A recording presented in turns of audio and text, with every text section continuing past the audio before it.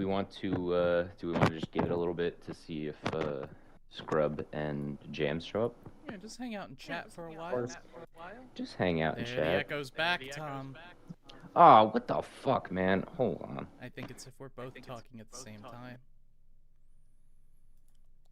I'm not using anything different than I have been for the past, like, several months. I don't know what's happening. Too damn mad. Okay, hold on. Am I still echoing? You aren't echoing. My voice is coming through your microphone. How is that possible? No idea. That doesn't make any sense. I'm wearing headphones. It just happens now and then. It's not happening now, for what it's worth. Maybe the sound through the headphones is so strong that it's reaching the microphone. That shouldn't would be insane. Yeah, that shouldn't be possible. What's up? I can't think of anything else.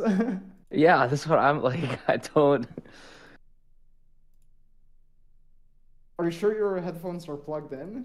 Like maybe I'm check positive. settings on your... Well, because I'm doing it through my PlayStation because those are the best headphones that I have. So I go into Discord on my PlayStation and then I'm here. But that doesn't. I don't understand where the echo would be coming from. If it becomes really bad, like a persistent thing, I'll switch to some other headphones. It's fine. Okay, just let me know because I don't want to. I will let you know. Hi. What's up? Oh, there they are. Oh, hey, Jams. Hi, Jams. Hi. Can you hear me? I can hear you twice. No. Hold on. That's not your fault. It's Tom. Don't worry. God damn it. All right, hold on. I'll fix this.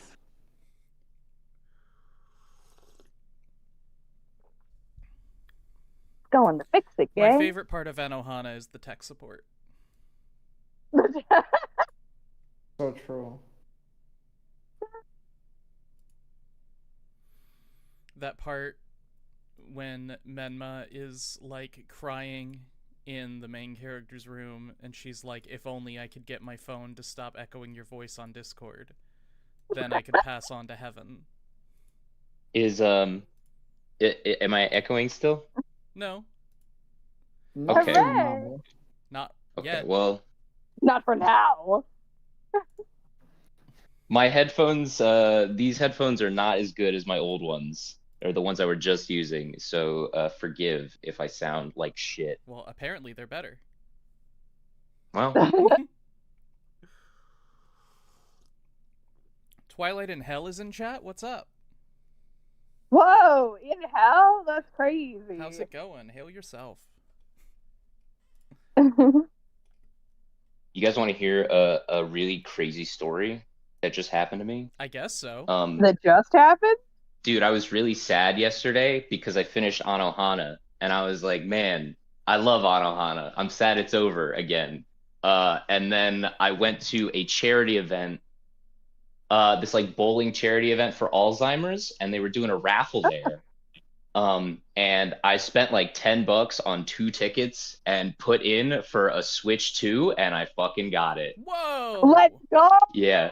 Also, for some reason, you Lucky said a ass. bowling charity event for Alzheimer's, and I assumed that they were getting a bunch of people who had Alzheimer's together to bowl as like an enrichment activity. You know, I don't think that's what it was intended to be, but Oh, delightful.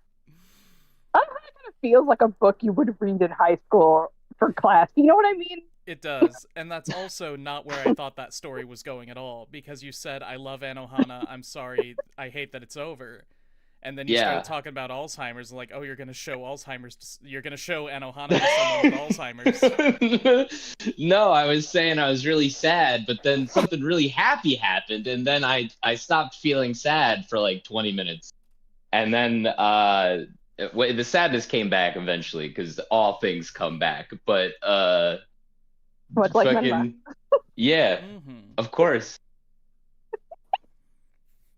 And we've But discovered then, the theme. but happy happened.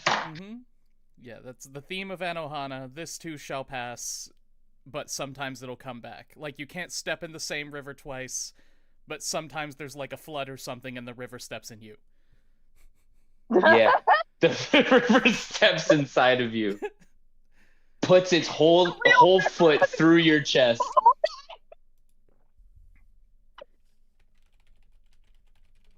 Yeah. How many times have each of you seen Anohana? Twice now. Because Tom, it sounds like you've seen it quite a few times. Oh no, I've only seen it twice. Dude, I've seen it never before this. Really?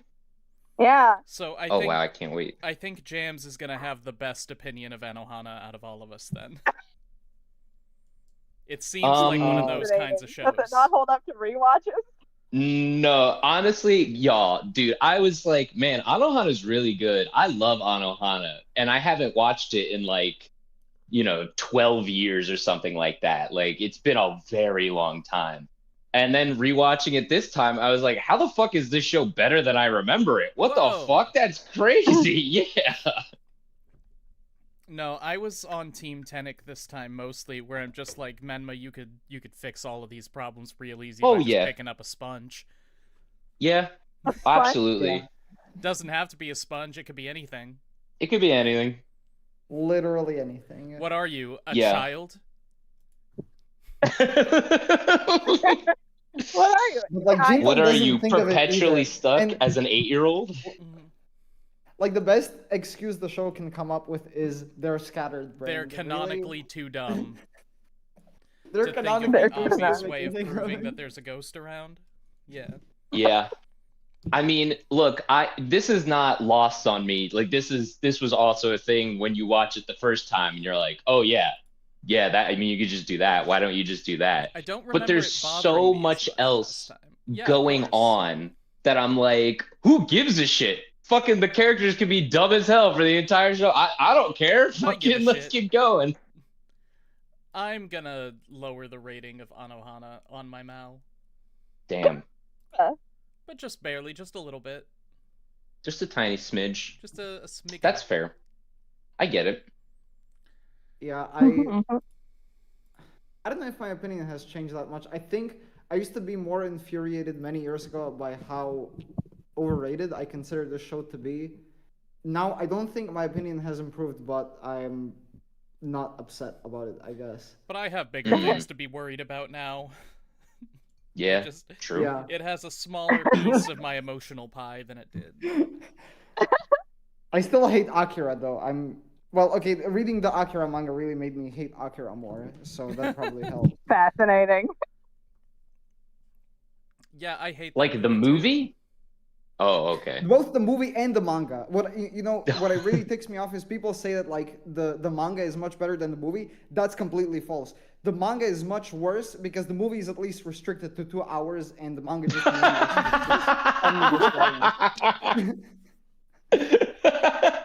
At least the movie doesn't waste my fucking time. Yes. At least the movie. Oh God, funny.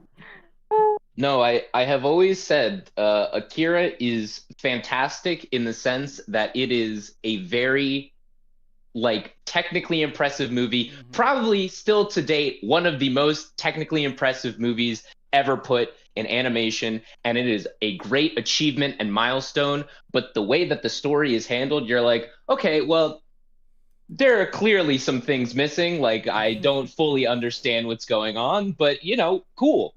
Like, I'm just gonna. A really interesting question is a 5-hour long 5 out of 10 better than a 20-minute long 3 out of 10? That's the eternal question about length of art, right? Yeah. Yeah. I mean, people will always have different opinions. I would say yes. That the 5 out of 10 is better. Even though it's a worse viewing experience, like you Yes. enjoy it less, but it's still better because it's a 5 out of 10, even though you're begging for death by yes. the end of that 5th hour. Well, okay, all right. Well, all right. I guess it also depends. Is it 5 consecutive hours? Yes, call it a movie. Okay, like Lawrence of Arabia type long. Okay. Sure. All right. Yeah, that changes things a little bit because then I'd probably be on like, well, the 3 out of 10. At least it was 20 minutes and it was bad. That's how I felt about Shelter. Remember that? You guys remember that old Vaguely, Yes. yeah. Never It was forget. Yeah, the yeah. It Shelter was Discourse coming back. I was like, people in my life were like, "Oh my God, Shelter is so good! Like, it's the best thing ever." And I watch it, and it's this fucking cute little 5 minute, and I'm like, "Whatever, all right, who cares? Who gives a shit?" Fucking. Um. Speaking of Yeah. wishing for death at the end of watching something, Jams, we went to see Hades Town. Holy shit! Oh Oh, my god. dude. The thing about Hades Town is that I literally can't watch it. Like, as in, I tried listening through the soundtrack and I had such a viscerally horrid reaction that I was like, no, I can't handle this story. I can't handle it. I can't handle it. I know he's gonna fucking, you know? See, after we had finished watching it, my friend Cameron and I went on Reddit to find out what our opinion was. And, there was somebody there who was talking about, yeah, I went with some friends to go see it, and they had never seen it before, and I was so happy that they both gasped at that moment. And I was like, what moment? What do you mean? I legitimately don't understand what moment you're talking about. Nothing is coming to mind. Do you mean that really cool shot where the camera is right above the giant pit in the middle of the stage? And it, like, shows us the people rising up from the underworld? Because that was really cool, but not, like, gasp-worthy. You can't honestly mean that you gasped at a 3,000-year-old spoiler that they tell you at the beginning of the play. It's a sad song. It's a sad song. And Dude, we're gonna sing it again. All right, what's up, everybody? Hello. I had that same experience, but with Steins Gate. Mm-hmm. I think it's like the twist in like episode 8 where I mean, spoilers for Steins Gate. It's been out for fucking almost 20 years now, but years, yeah. Not as long as the story of fucking what's his name? Orpheus. But it's the part where they're like, everything's real. Fucking Okabe hasn't been hallucinating this whole time, or maybe he has, but they're actually after him and shit like that. And the guys with guns burst into the lab. Mm-hmm. And one of my friends was like, dude, when I saw that moment, I was like hooked immediately. Like I knew that this was like an all-time great. And I was like, oh yeah, I just like didn't think anything of it because I don't know, it just happened. I was like, cool, yeah, all right, nice. Things have to happen in the show now, yeah. Not to derail the conversation any more than it's already been derailed, but we're still waiting for Scrub. Who knows if Scrub's coming? But that's fair. I just thought 3 of the most cursed words that have ever entered my head. Oh no, what is it? What is it? Tell me. Mortius and Euryctice. Who? Huh? You wanna really go down that road? You wanna make your own fucking Greek AU about Rick and Morty? You can't turn around, Morty. They're gonna lock me in the underworld forever if you turn around. I don't know, Rick. What if you're not really there? What if this is some kind of trick, Rick? It's not a trick, Morty. It's literal Satan telling you not to turn around, Morty. Yeah, I still have to go see Hades Town because unfortunately, this is no fault of Hades Town, but when we were like driving somewhere and it was really late, and my mom was like, I'm gonna put on the Hades Town soundtrack so you guys can like listen to it, like me and my brother. And I was like, all right, sure, cool. And then I like fell asleep like 15 minutes in. I was just tired. That shit put me out. Yeah, it was understandable. Yeah. It's a boring song.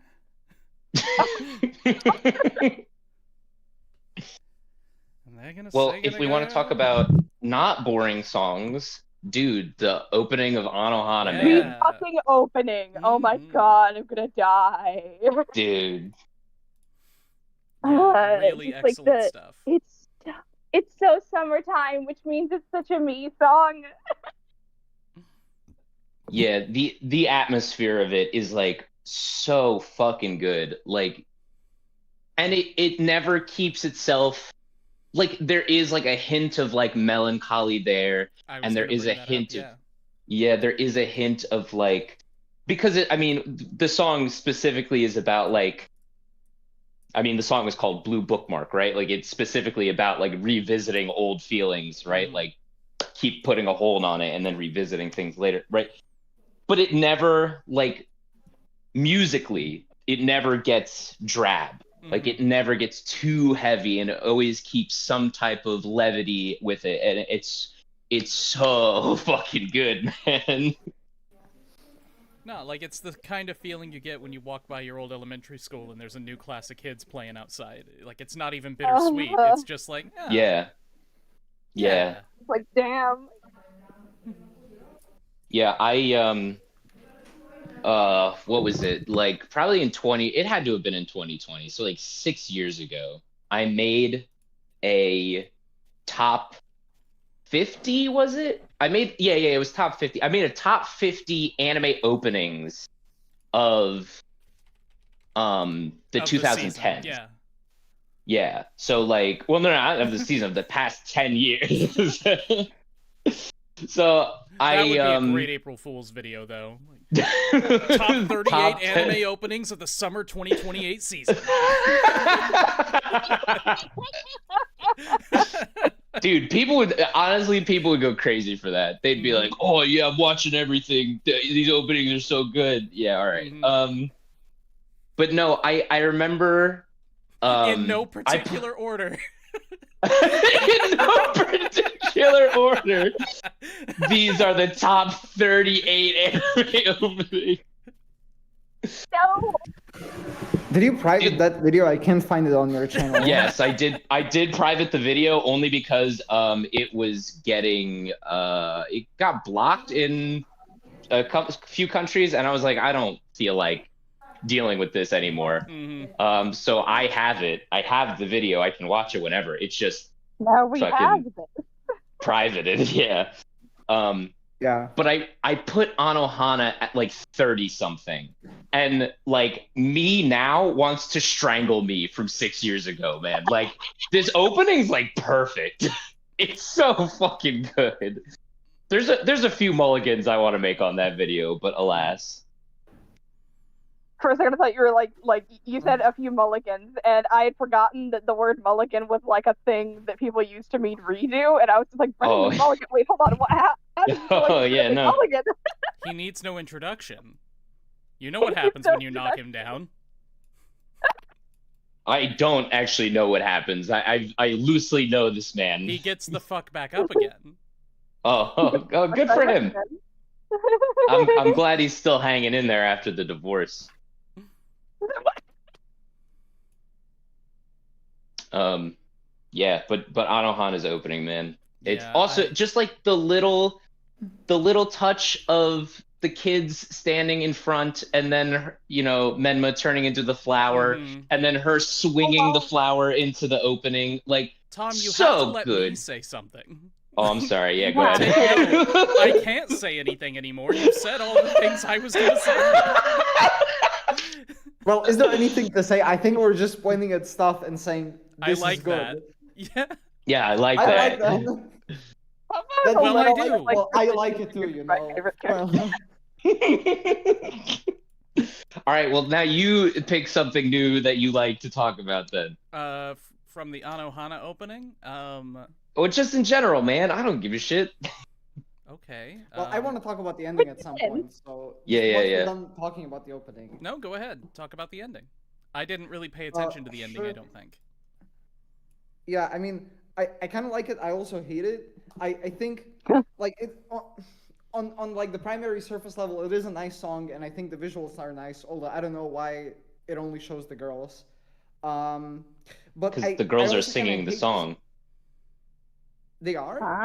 Yeah, it's the voice actresses who are singing the song. Oh, that's okay. Then that makes more sense. Anyway, yeah. What I hate about the song is that it has this something about it is just like extremely tear bait. Like it's made to just be like very sad, like ball out sad, and I don't like that because I feel like the reputation this show in general has in the public anime consciousness is as the, extreme tearjerker show. One of them, In a yeah. way that like it tries like really hard to be like that. And I mean, I don't feel like the show actually is like that, having rewatched it now. But I don't like that reputation, and I don't like that like attitude whenever any piece of media has it. Mm-hmm. Wait, okay. So hold on. Can I just clarify what you're at or what you're saying? You don't like that the show has the reputation of being a tearjerker because you don't think it is? That's not quite it. And I mean, I wouldn't put it as being a tearjerker. That's why I use tear bait specifically. Okay, all right. Like, I hate the status of being tear bait, and I did think for many years that Anohana was tear bait. I've changed my mind on that now. I don't think it is tear bait, or at least I don't think it's as much tear bait as I thought it was. Yeah, Tom, yeah. You're an enlightened man, aren't you? You have good opinions. Well, I mean, I would try to say so. Okay, so he's saying it's not like Clanad, and therefore garbage. Oh, okay, yeah. Cool. Dude, because that's immediately what my mind goes to. Mm-hmm. Like Clanad is tear bait, the form of tear bait itself. Yeah, Clanad there is only one objective with Clanad, and that is to be tear bait. Mm-hmm. It is the tear bait show. Make cry. Feelings bad. Bad feelings. Bad. Feelings good. Yeah. Not feelings good. Feel the bad ones. Yes. Feelings good, but feel bad. Feel bad. Like the feel the bad feeling. Man, but feeling in general good. Why do we even sing these sad songs so much? Do we think they're gonna be different in the end? Is this a reference to something? Yeah. You need to read the birth. It's a sad song and we sing it anyway. Next okay.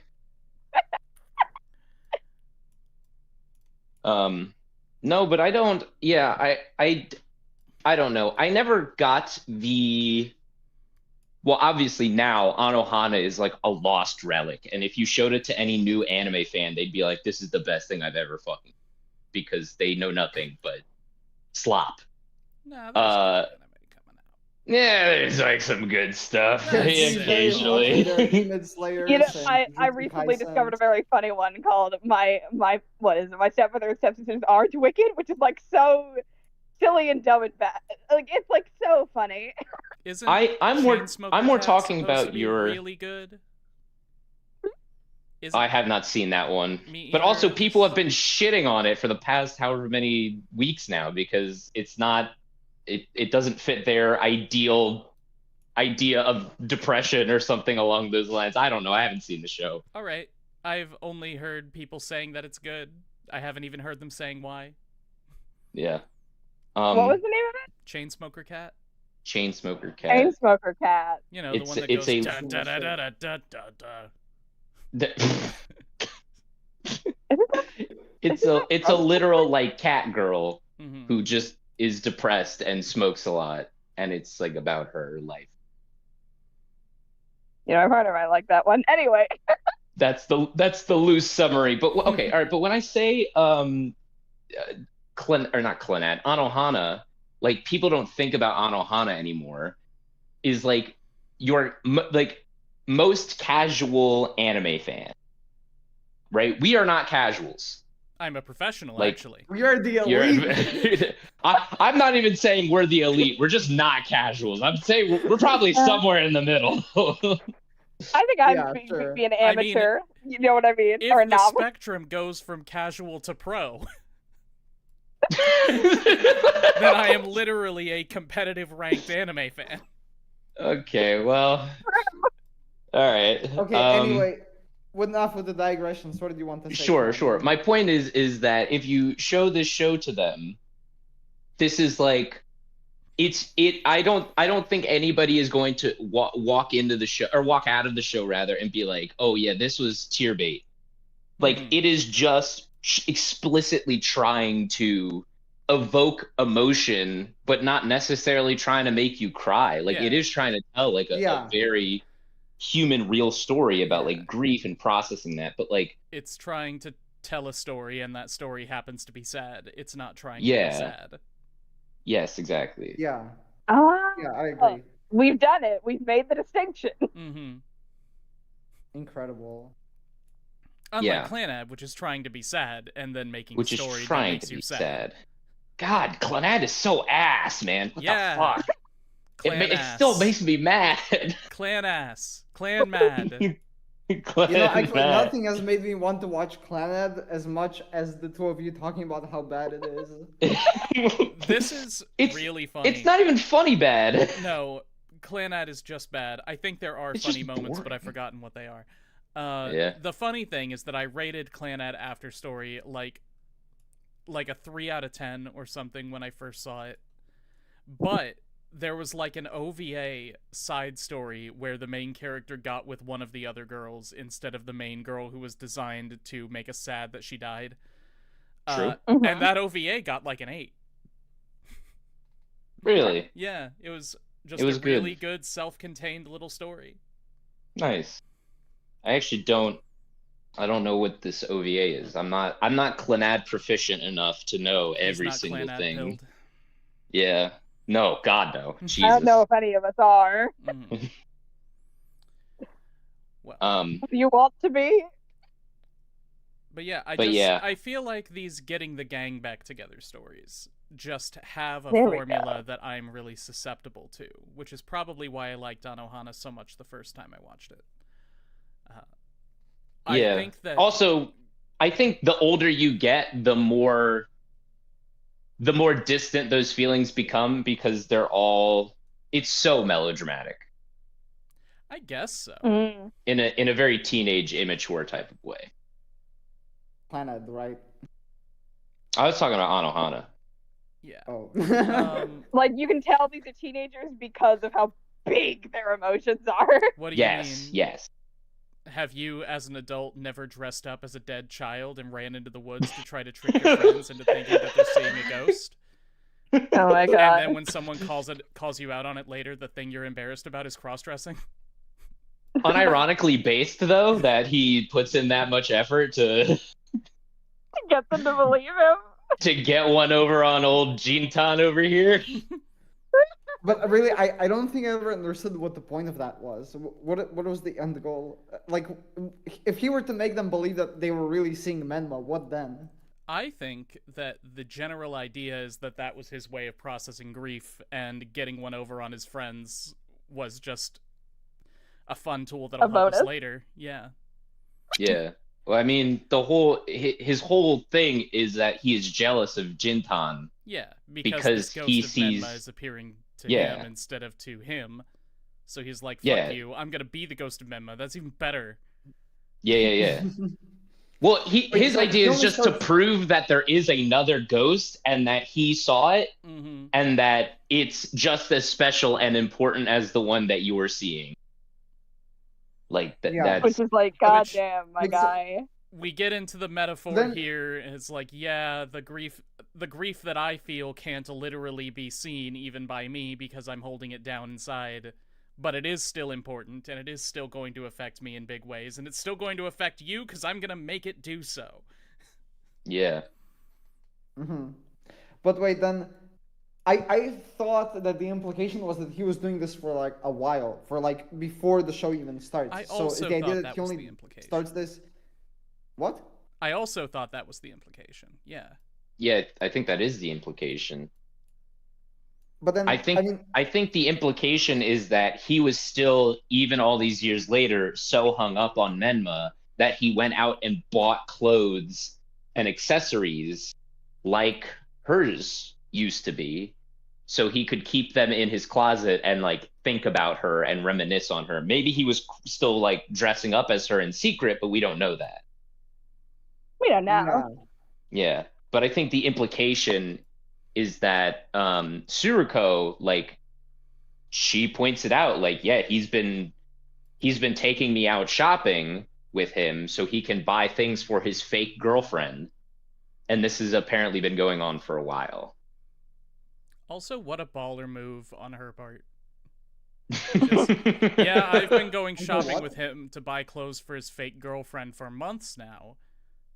And I've never called him out on that, but I am just gonna drop it here. Yeah. Solid. Probably the most cucked person in the show, and I think that is saying Suriko? quite a lot, right? Yeah. Damn. A little bit, That's yeah. quite. I mean, Is this wait, is this a show that's trying to make me feel bad for the cucks? Because if so, Oh, it's man. working. I feel bad for all these guys. I mean, Jesus. yeah, Makein could Oh, never. Suriko. Yeah. I think it's like, I guess we're bopping over to the character. The character that I had the most feelings about is probably Popo. Because Yeah, he's just absolutely. like almost precision engineered to be my favorite. No, It's just like he's a wonderful, friendly boy who also is horribly burdened by guilt. I think, God, it's hard to make an argument for Popo not being the best character. He's know, pretty right? good, yeah. He's the most mentally stable one, I guess. So Yeah, sure. Yeah, I wouldn't say that, but yeah. Well, who do you think is more mentally stable than Popo? Let's talk Menma. I about think that. I think he is yeah, the most Menma. well-adjusted. The dead Menma one. doesn't count. Unironically, the dead one. I consider me being like well-adjusted to the world and being mentally stable. Unfortunately. Yeah. I mean, is he the Menma's most father. well-adjusted? Oh, know. that's true. The adult, yeah, the adult, The the adult. adult in the show. They're the most well-adjusted. You're right. True, The true, adult who doesn't react to grief like the mother in Hereditary. Yeah. I never saw that movie. It's really I don't know good. what Don't that ever is. watch it. Okay, will do. Yeah, no, I think Popo's up there as one of my favorite characters. I think my favorite character my favorite character initially on my first rewatch was Anaru, whichever you want to call her. She's okay. I liked her a lot. I guess this time around, maybe I'm a basic bitch. I like Jintan a lot too. I think those are. Oh my god. I think those are like kind of the three core members of the group that were supposed to be outside of Menma, obviously, but like the ones that were supposed to be really getting into like their struggles, and their like character interactions. The other two kind of act as a group. They're kind of one person. Yeah, kind of. But like, I love how the show is able to portray all of these realistic reactions to a traumatic event without really hamming it up too much. Like, Jintan in particular just seems like a kid who would be depressed and unambitious no matter what. And then this happened and he just kind of had to check out a life for a while. Wait, why does that seem unconditionally true? What? I don't know. Why does it just seem vibes. like he would be unconditional? Just vibes. He, like he just gives you the vibe of that kind of person. Yeah.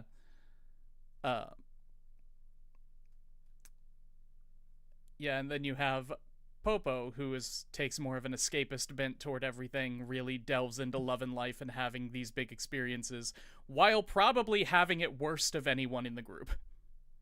Yeah. Literally just oh my god. Like, there's something about like the character he just like does not fucking say why they're fucked up. Until they do explicitly say it and just like explode. I know. Yeah, that's great. Well, I think there's also. Oh, go ahead, Tenek. Yeah, because I think that's something I really want clarification on among a few other things in the show. Like, if I understood it right, he just saw Menma die, or did he see her dying and then not do anything? What is he actually feeling guilty about? He saw her dead in the river. Yeah, he saw her dead in the like her body washing away in the Like, river. I don't think he feels guilty in the sense that he thinks he should have done something. It's just a really shitty thing to see when you're 8 years old. Yeah. He's Yeah. haunted by the image of the literal image of his friend's dead body. Because he does talk about like wanting Menma to forgive him. Like he doesn't Yeah. expect Menma would forgive him, but she has nothing to forgive him for because he didn't do anything wrong. I mean, Well, Well, I it's sort of think like I think maybe you could make the case that he probably feels guilty that he should have done something, that he feels like he should have done something. he also didn't say anything about it. Like, we have to Yeah. assume that Menma was found later by the police. Yeah, because nobody knew that he saw her body. Mm-hmm. That was like the big reveal. I love that Yeah. scene on the rewatch where he's just alone in the secret base and talking to himself. He's like, "Hey, Menma, you around? Did you, like, when you were in the river, did you, like, you know, just see anything?" Yeah. And that's such a Oh, it's such a God. good scene too, because like from our perspective, he's having a conversation with Menma because she's in the room. Mm-hmm. But in his mind, he's like, I don't know whether this is real or not. Like, I believe this is real, but also, how can I be sure? I'm just gonna shot in the dark, just talk about what I saw, my experience. Yeah, like talking out loud. It's so good. I think Popo might be one of the best representations of like the traumatized goofball trope, It's where like where they're like literally like this guy is the goofy one, he's the loud, he's outspoken, he's he's just a silly little guy. Don't even worry about him. Really into those Yeah, Vietnamese exactly. girls.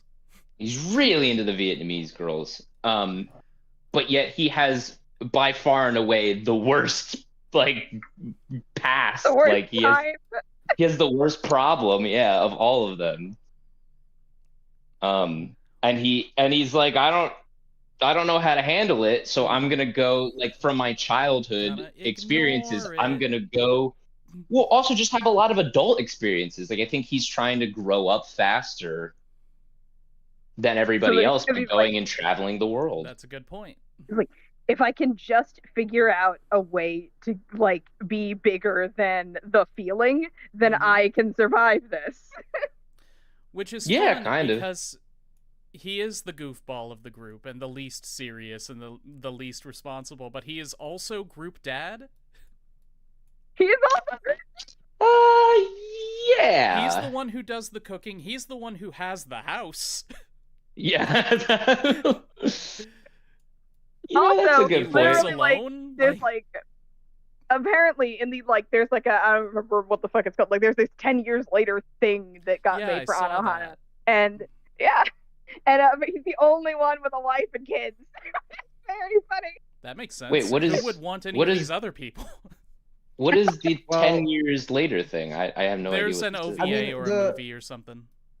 I mean, Mel says there's a movie that's about a year later.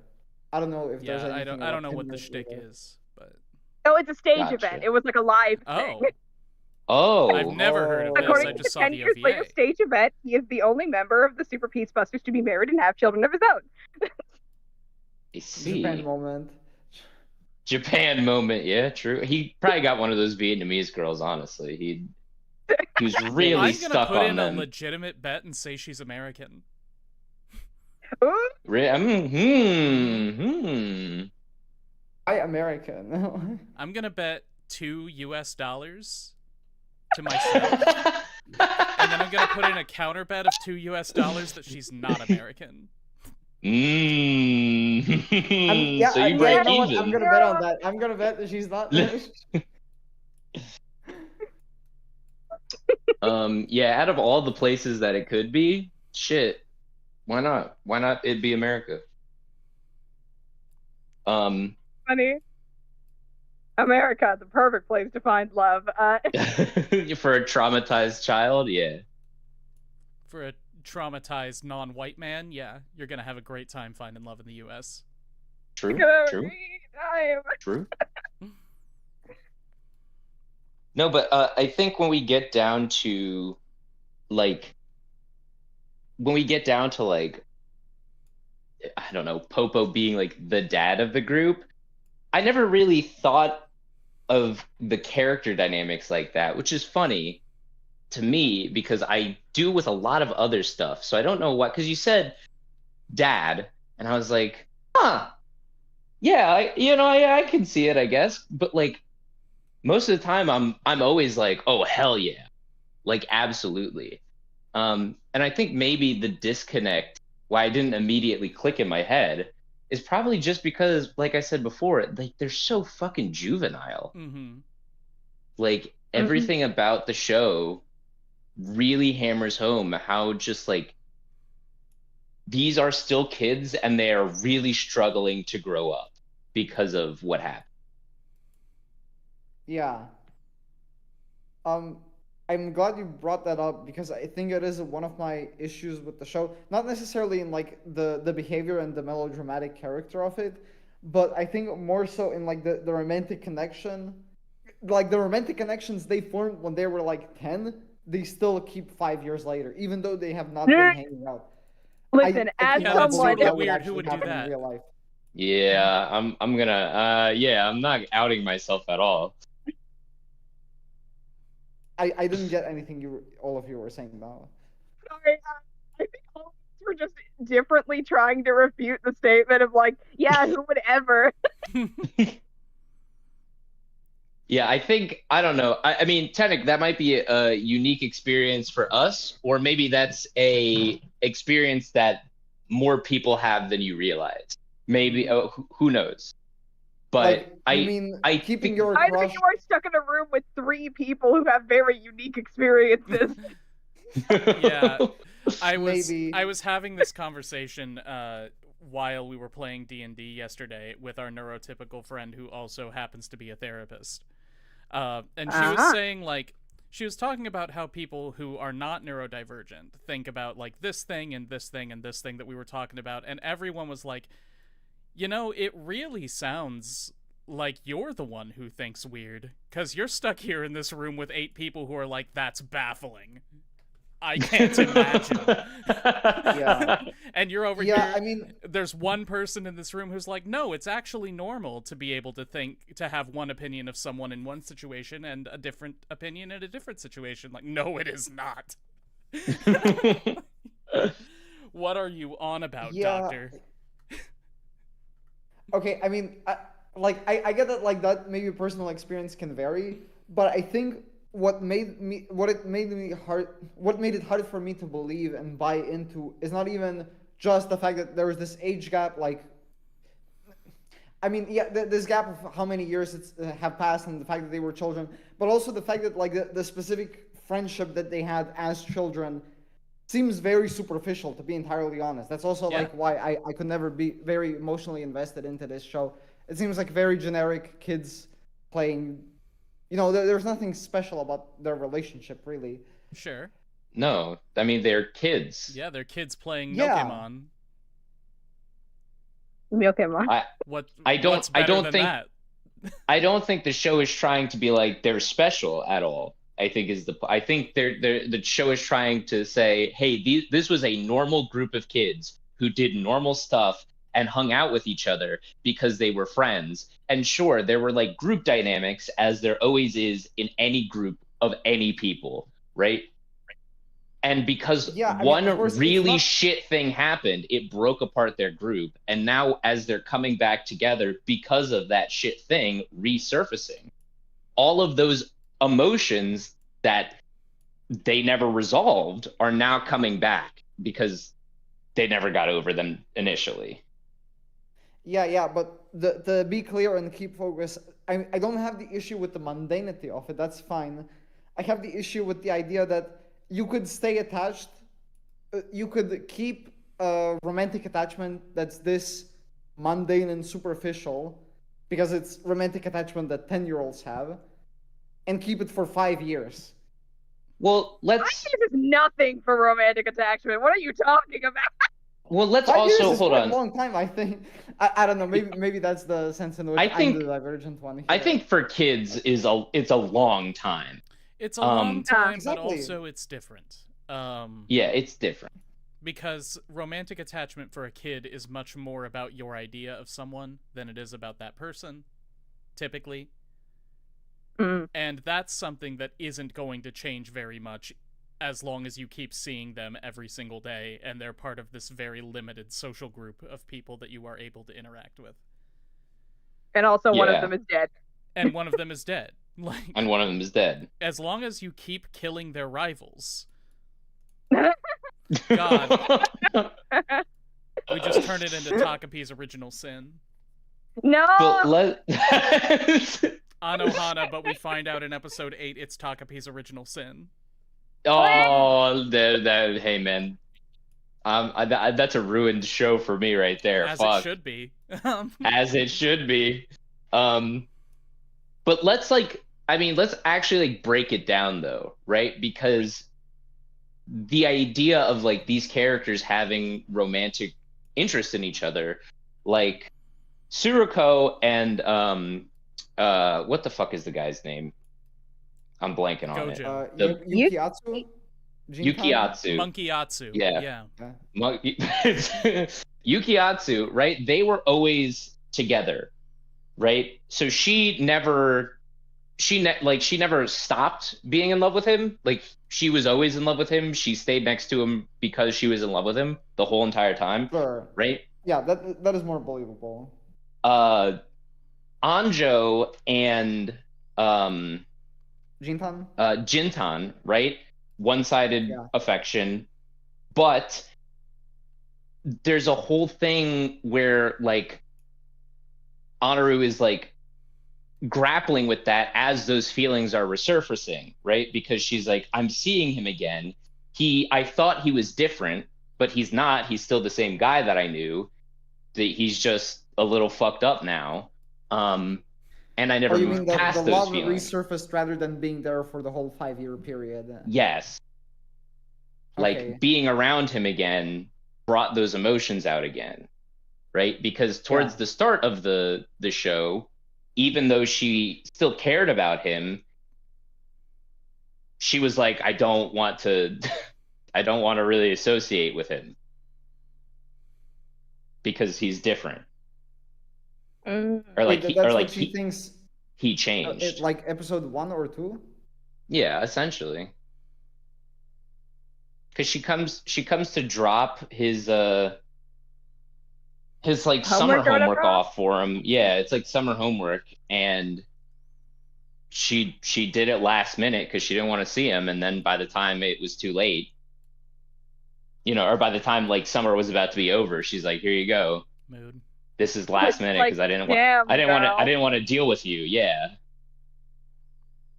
It's like I think it's like it is partially part of her like sort of like occupation with her image. You know what I mean? You know how like a girl will have an occupation with her image.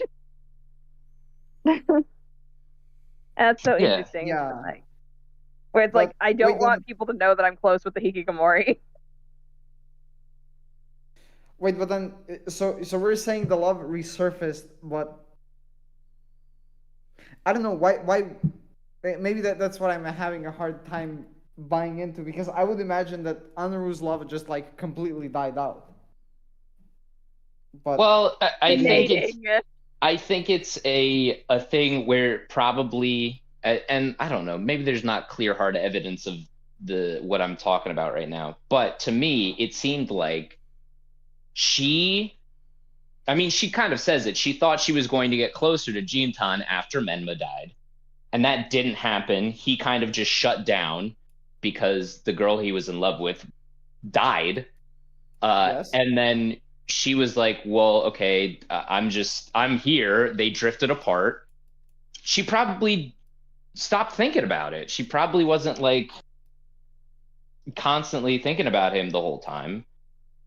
To the point where like now she's back, he's back in her life, and she's like, oh, things are, I'm like feeling things about him again. Like I don't know. I think it's a pretty straightforward, like,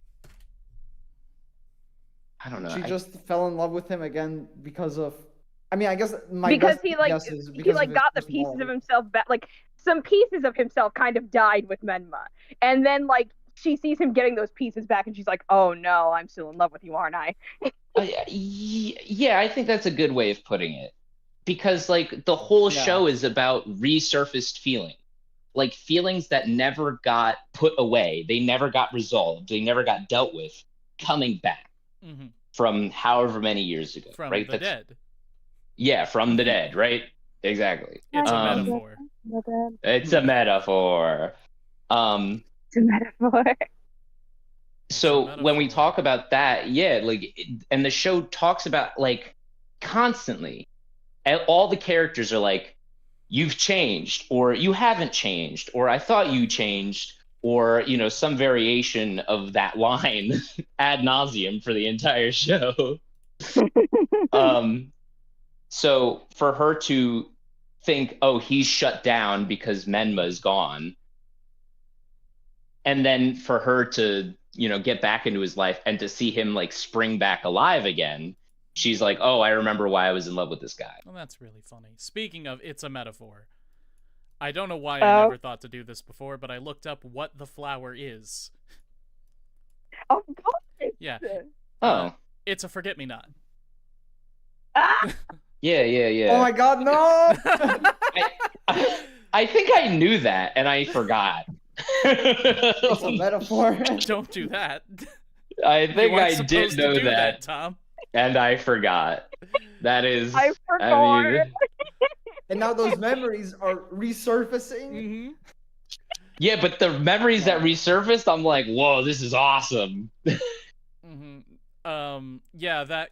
Unlike Menma. That really makes it funny at the end when they say the thing and they're like, I wonder what the name was of the flower we saw that day at the very end. So oh my God. you can look it up because it's the title of the show. Yeah. Wait, does Anohana mean like forget-me-not in Anohana Japanese? Means that flower. Yeah, it just means that flower. Oh. Yeah, of course. Anohana means family.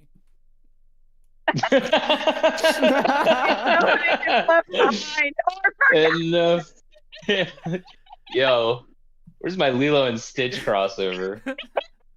Stitch in Anohana. Yeah, Stitch and Anohana.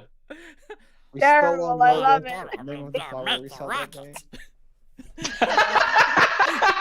That was pretty good. We gotta send Stitch back home to space.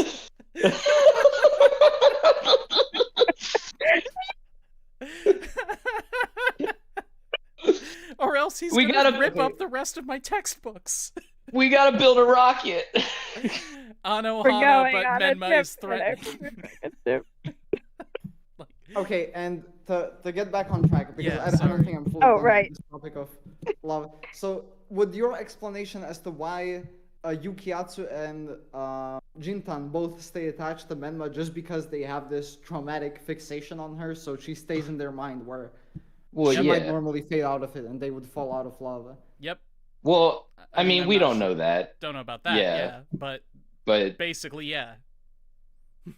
They stay fixated on her because they loved her and then she died.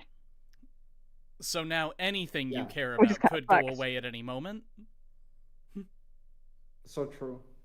Which is terrifying. Yes, it is. I've been working on it in therapy, though. And I think it's very.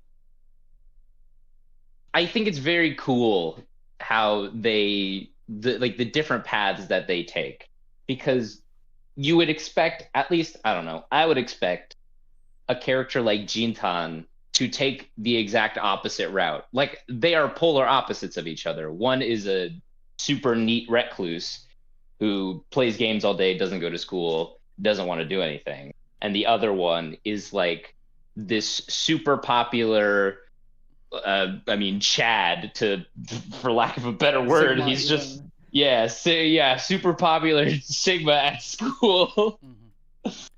And I like his glasses. Is exalting himself in social situations to be like, look at me, I'm the best, I'm constantly working on myself, and I'm the coolest and the strongest, and I smash all the puss, right? Mm-hmm. The the Menma the Specifically, still not picked the all of it. Omega. well, yeah, specifically not all of it, but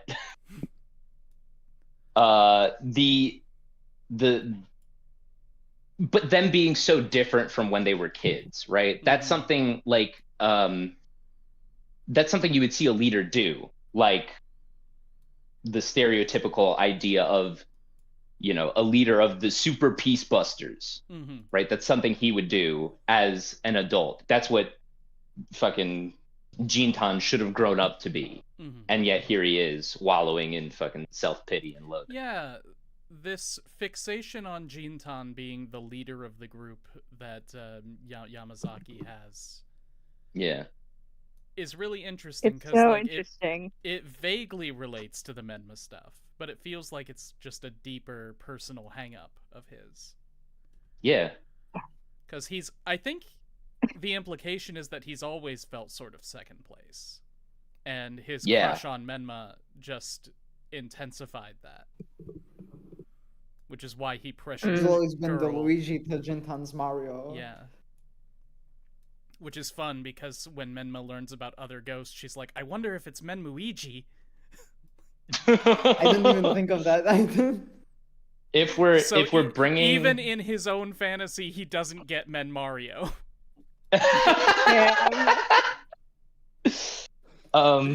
If we're bringing character parallels into this, heavily, extremely, both of them reminded me of Sora and Riku from Kingdom Hearts. Holy shit! To me, like, those are the You're archetypes. so right. Yeah.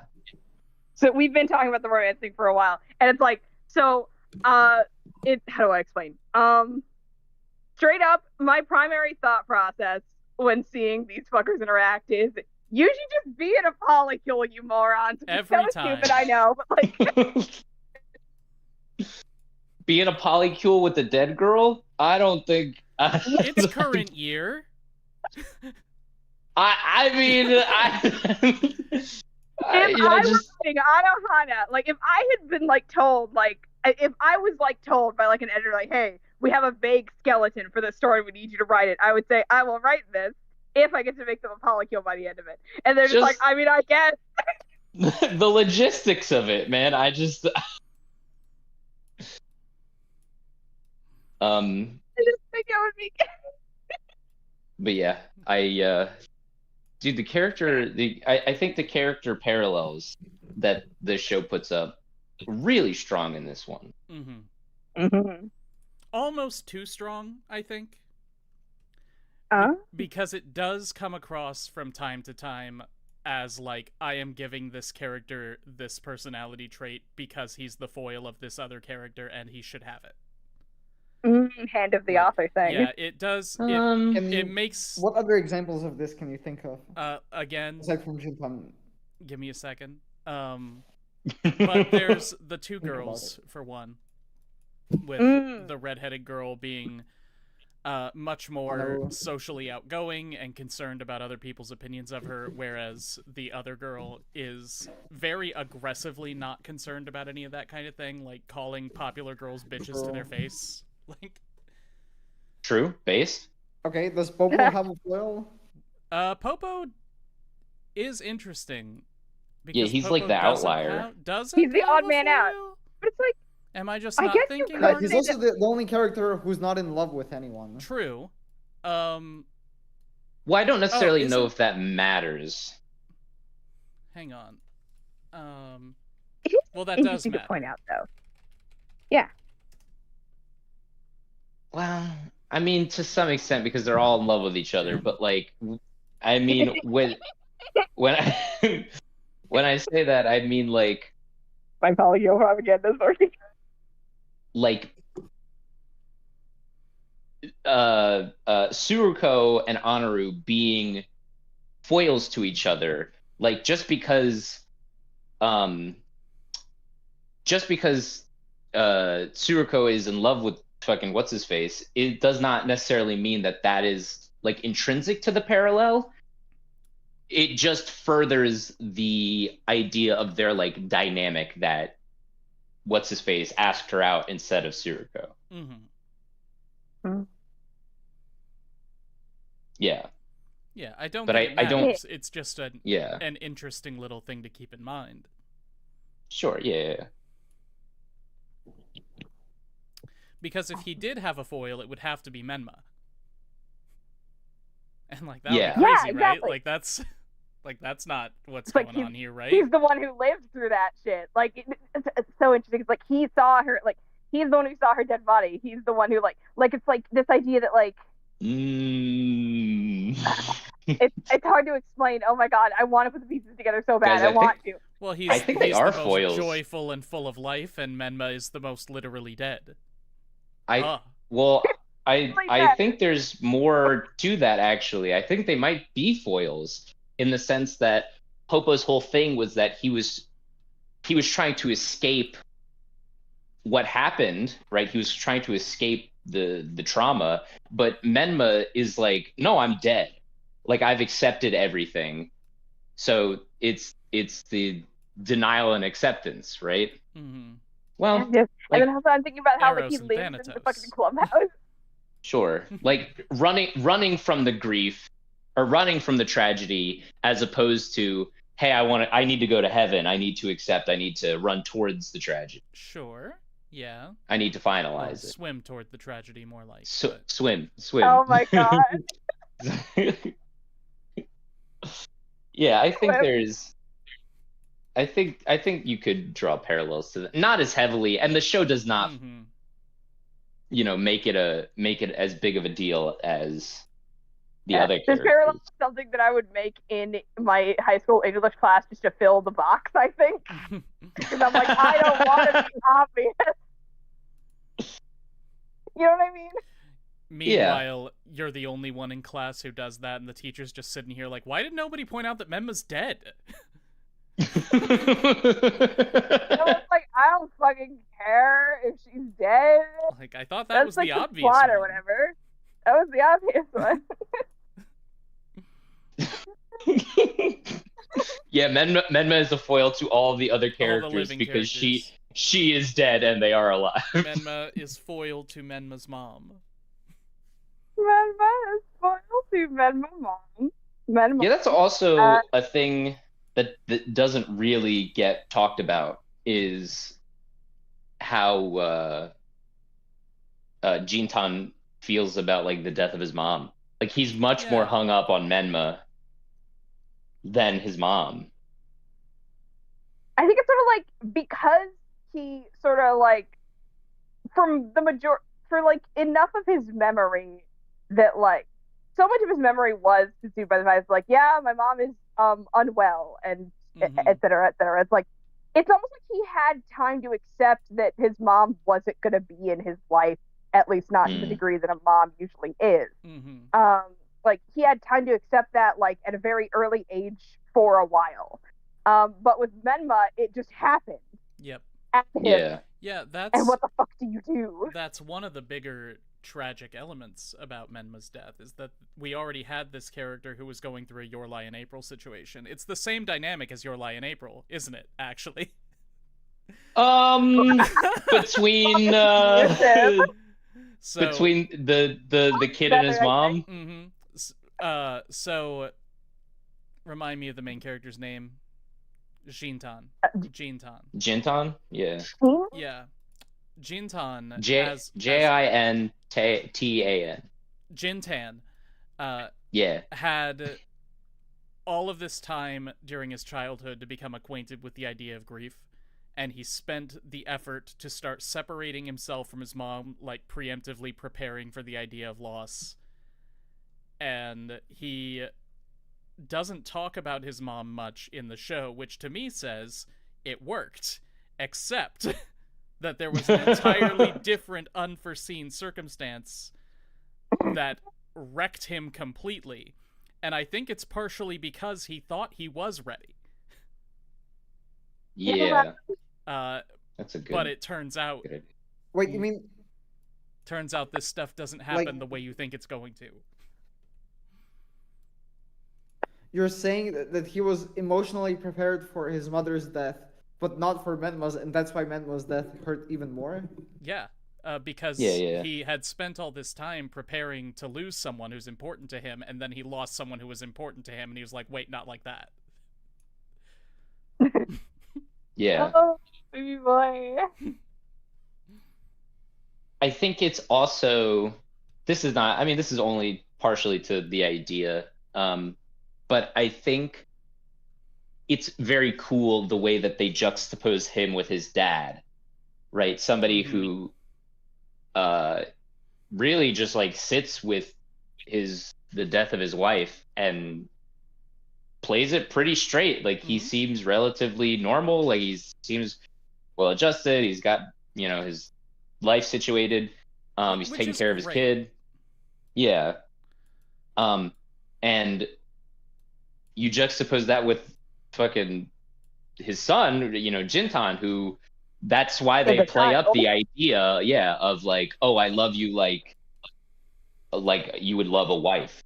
Like I thought we were gonna get married someday, whatever, yada yada yada. Oh God. Wait, I hadn't. Oh my God, fuck! I'm gonna throw up. Yeah. Wait, what does that have to do with his dad? Because so his that, like, go ahead, James. The idea that his dad's love for his wife is so much stronger than the grief that he can just kind of like tank the death of his fucking wife. Not tank it necessarily, but like he just like he's so like, he speaks to her at the shrine and everything, and it's like the idea of him speaking to the spirit of his wife when she's not in the room but Menma is in the room is like, fucking it's a good moment. And it's like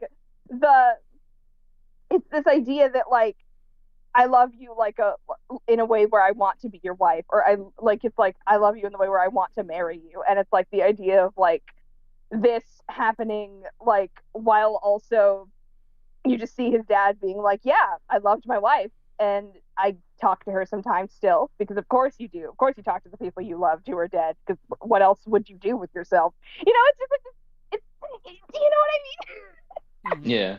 Yeah, I mean, like there's a I parallel. just think it's a really beautiful little synergy. Jintan loves Menma despite her being dead the same way his dad loves his mom despite her being dead.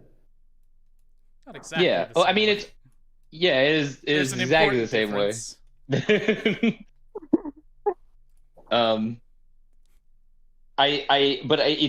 It is the parallels of how they both handled it. I mean, I guess you could say, it's unfair to Jintan because his dad actually got married and had a kid and was a family for a while, and then his wife died. Oh no, but the death of your childhood friend was unfair. Oh no. They should have done it right.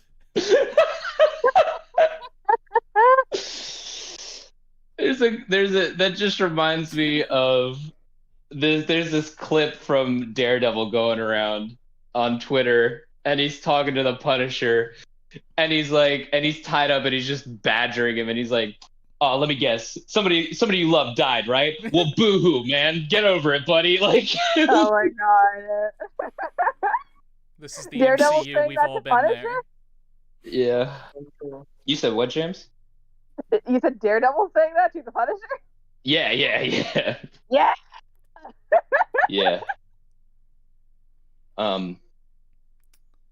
But yeah, I just like the juxtaposition between the dad and the son both having the people that they loved die, and them handling it in different ways.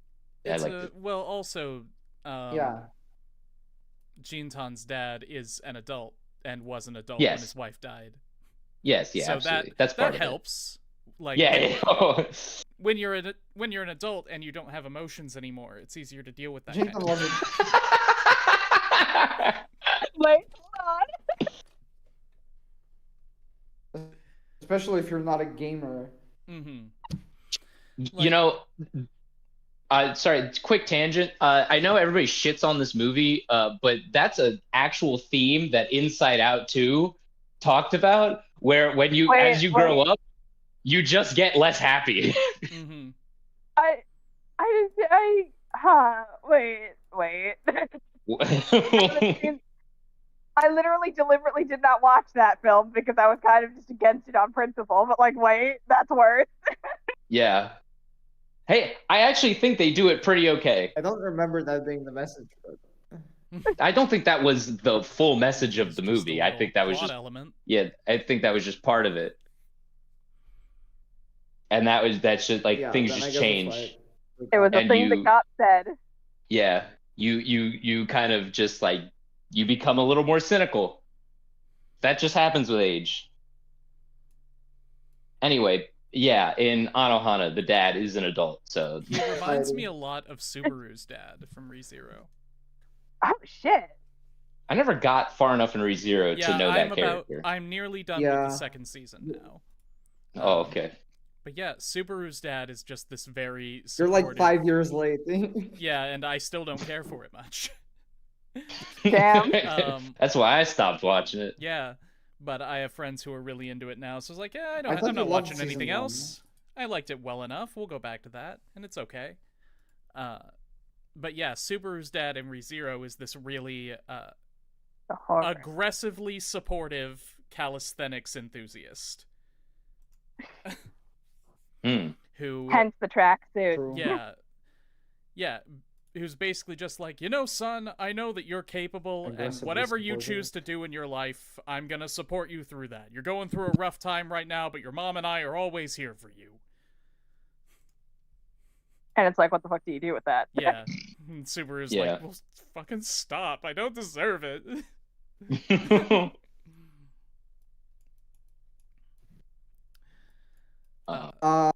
James, I wanted to ask you what you think of the show overall, because I think the only person whose impressions I'm missing are yours.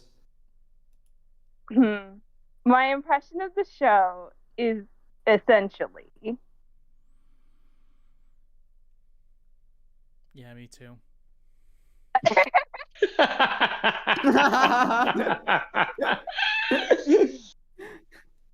Like I said, okay, when I say something feels like something you would read in English class, that is basically almost exclusively a compliment. I do really love...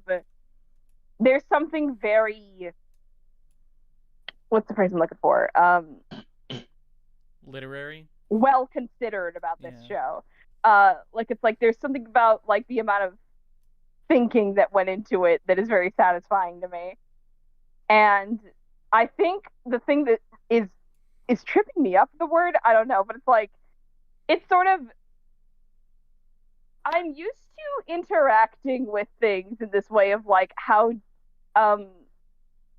forcing them to, not forcing them, but like, this is just things where like I can't force myself to relate to it in the sense, because my relationship to death as a concept is very different than the show. So it's an interesting thing where I guess I just have some personal things that make me go, this is objectively a very good show, and I like the characters, and I think it is good, and I don't feel the way that I usually feel about things that I think are good, that I like the characters for this, that I do. Do you know what I mean?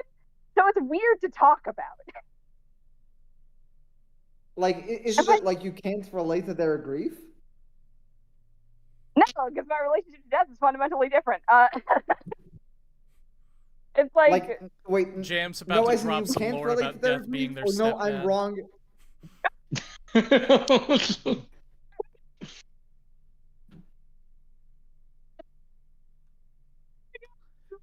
Yeah, it's just like, I don't know. I guess Sorry, Tenek, I talked over your question.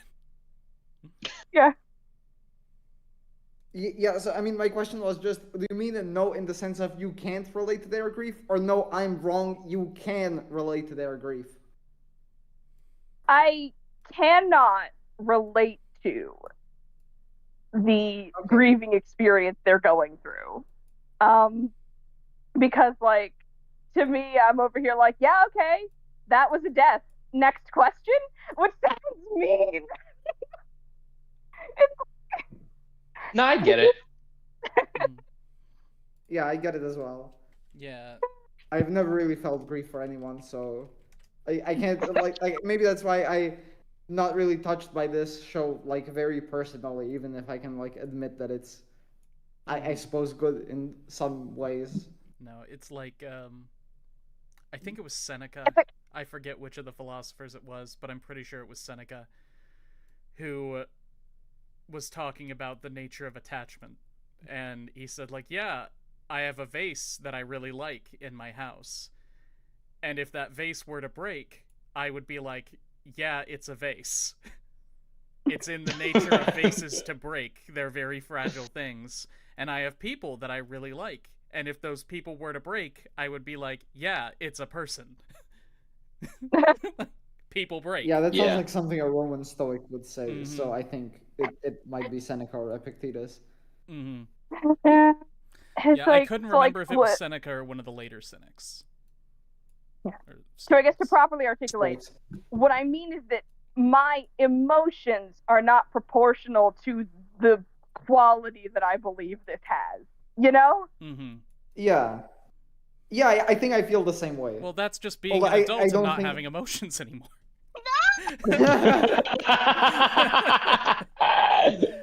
No, this is actually the thing that I was talking about during that story I said earlier where we were having that conversation with our neurotypical doctor friend. We were talking about how, yeah, emotions are mostly just the intellectual understanding of the concept of a state of being. Like, yeah, Fields of Mystery are released. That is exciting, even though I don't feel excitement about it. You only have the emotion if you feel excitement, obviously. And our neurotypical doctor friend was like, no, that's not true. That's not how it is for most people. What? It's like 7 of the 8 people in this call agree. Wait, what do you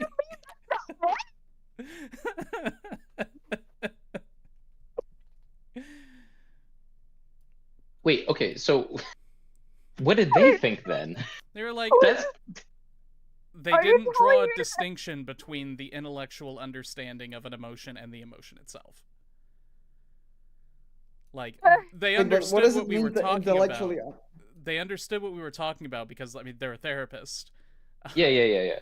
But they're like, that's not typically something that people naturally do. If you say you're excited, then you're excited whether or not you're actually feeling anything. I'm like, no. What? That's not. What? See, everyone in the call, everyone in the call agreed with us. And she said, that's not normal. I actually don't understand. Okay.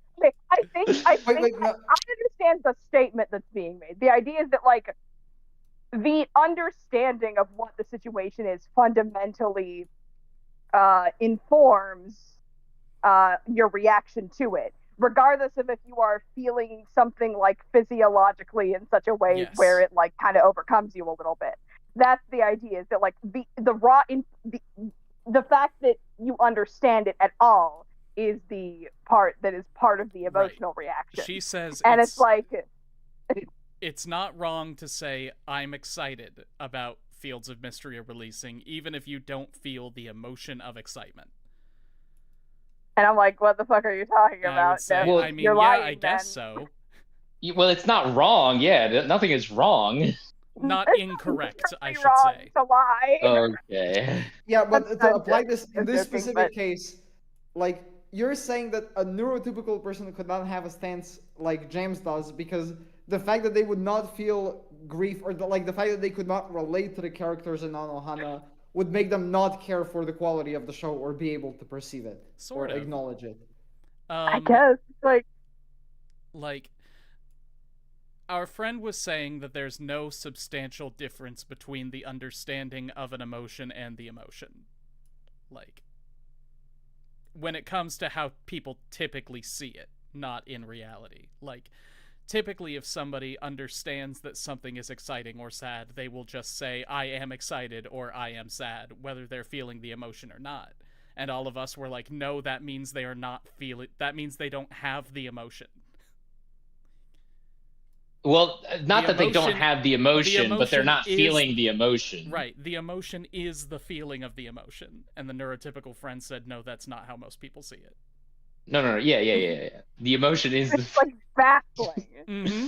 I just don't understand how. She has a psychology PhD. I trust that that's true. Hey, I'll give it up, right? Because I this believe sounds. You know what? Go ahead and say it first. I believe that is probably a thing that has been like sort of tested in the sense of like, yeah, obviously, like it's like, oh yes, I understand. How do I say? Like it's like, oh yes, the way that a person reacts is the way that they will react, and like the level of choice involved in the reaction is not necessarily the point of it. It's not the point of it, but like, okay. You know what? I'm too disorganized. You talk. Okay, so I mean, to me, this sounds like it's more about some kind of social fact that neurotypicals will say they feel things they don't feel when they don't feel it because it's just the socially normal thing to say. Like, I feel excited even though I don't feel excited. Right. Yeah, I buy that. Yeah. And the idea is that they're not actually drawing a distinction between saying that and having a physical feeling about it. It's more like the levels of degrees of excitement. Like it's they think it's like, oh, it's like saying I'm excited means that like I am relating to the situation, but feeling excited is functionally the same thing, just more intense. Yeah, basically. Pretty sure that was the idea. I can believe that. How did we get here? By the way, I were must have just zoned out for like crying in Anohana and how monstrous that is. Oh, of course. They are psychopathic and strange. Yeah. No, I mean, Listen, shit. If you didn't cry, you didn't very cry. heavily to Murderbot from the Murderbot Diaries, doesn't it? You're really hung up on Murderbot, man. You. There is a character whom I absolutely love, whom we've only talked about for the sake of making jokes. Okay. Menma's mom. Oh, Menma's mom.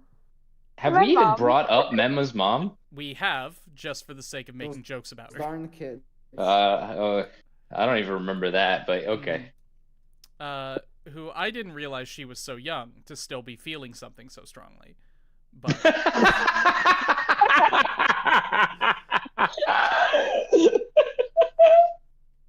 was her baby. If it keeps getting laughs, I'm gonna keep saying young at heart. But no, I oh my god, I love the trope of characters doing something nice for altruistic reasons, only to be told by the person they're doing it for that they fucking hate them. Wow. Well, they're not really doing it for Menma's mom, right? Sure, they're doing it for themselves, but they thought they were doing it for good reasons. And Menma's mom's they were trying their best. They're what teenagers. the fuck are you wretched children doing to me? Do you think they should have like showed her that Menma is like there as this like ghostly presence? Yeah, do you think Menma maybe should have taken out a notebook and written a little letter? No. I would have liked to see what has anyone here seen Next to Normal?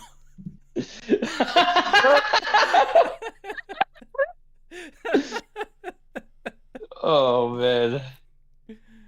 God, no, like mom just rocking back and forth by the shrine like we're the perfect loving family. So dude, that is, I mean, textbook Next to Normal, literally. But yet, no, I think the idea of her like having that send off really sweet.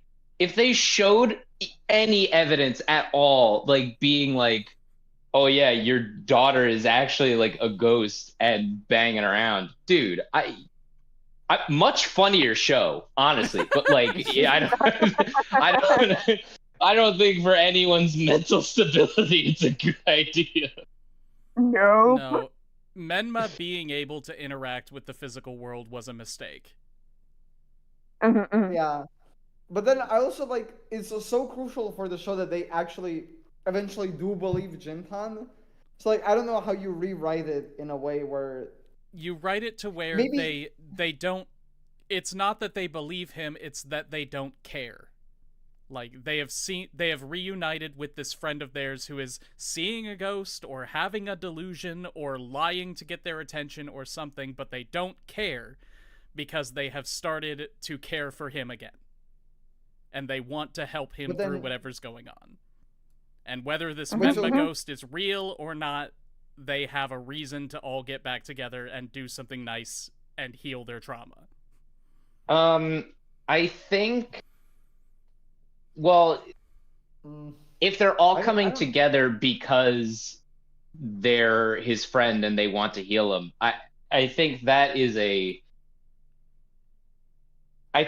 much less interesting idea than the really messy character dynamic route that they chose. Oh no, you keep all of the really messy character dynamics. You just resolve them in a different way. Why would a character like fucking, please remind me of his name again, Satoru Gojo, Yukiatsu. Why would Gojo Yukiatsu care about healing fucking Jintan's trauma when he's got his own thing going on? He's like, fuck that guy. I never liked him to begin with. Why would he, you know what I mean? Why would he go along with it? That's where the character work comes in. But what I'm saying is okay, all right, go ahead. Because Yukiatsu cares about Tsurumi. And Tsurumi cares about Anjo. Anjo cares about Jintan, and Jintan is having the struggle. So as they develop these relationships that are like 3 degrees of separation from Jintan, those relationships get mended. That relationship leads to a new relationship with another old member of the group. Then that relationship with the new member of the group gets stronger and mends, and they're enjoying what's going on so far. The relationship with the third member of the group leads back to Jintan, and now there's all this conflict where they're like, I don't really want to hang out with Jintan, he's weird and smelly, but they remember all of the fondness that they had for each other back in the day. So even though Yukiatsu doesn't really like Jintan, he likes the group. And he acknowledges that he is still fucked up by this. Remember that the 5 remaining people in this group are trauma bonded. Yes. They all have this bad thing that happened to them in the past, and they all have been trying to deal with it for ages, and now they are together with the only group of people in the world who really understands. I would like to point out the word trauma bonded doesn't mean that, but... Sure, but whatever. Yeah. Yeah, but who cares? Who cares about the truth? But I don't know, I think the bigger issue, I'm just gonna be quick, is that it seems like all of them, this is especially clear in the last episode, do have like specific things they feel like they wanted to tell Menma, or like things they didn't get done with Menma. Yeah. So like I don't know, I don't see how that works unless they at some point come to believe that like Menma is really there, that like they're really able to have this goodbye. You don't have to believe it. Like, how many people go to a grave and say something to somebody actually believing they're gonna hear it? Like, it doesn't have to be about that. You can just see this as an opportunity to delve into those emotions, like play into it a little. Yeah, but I mean, they also say in the last episode, like, you know, goodbyes don't go one way. And like, this would still be a one-way goodbye. That's why it like didn't work up to that point. Sure, but you then just have to learn to deal with that idea. Like, you change the script. You don't just do the exact same. You don't just do the exact same script, except this time they don't believe Menma's actually there.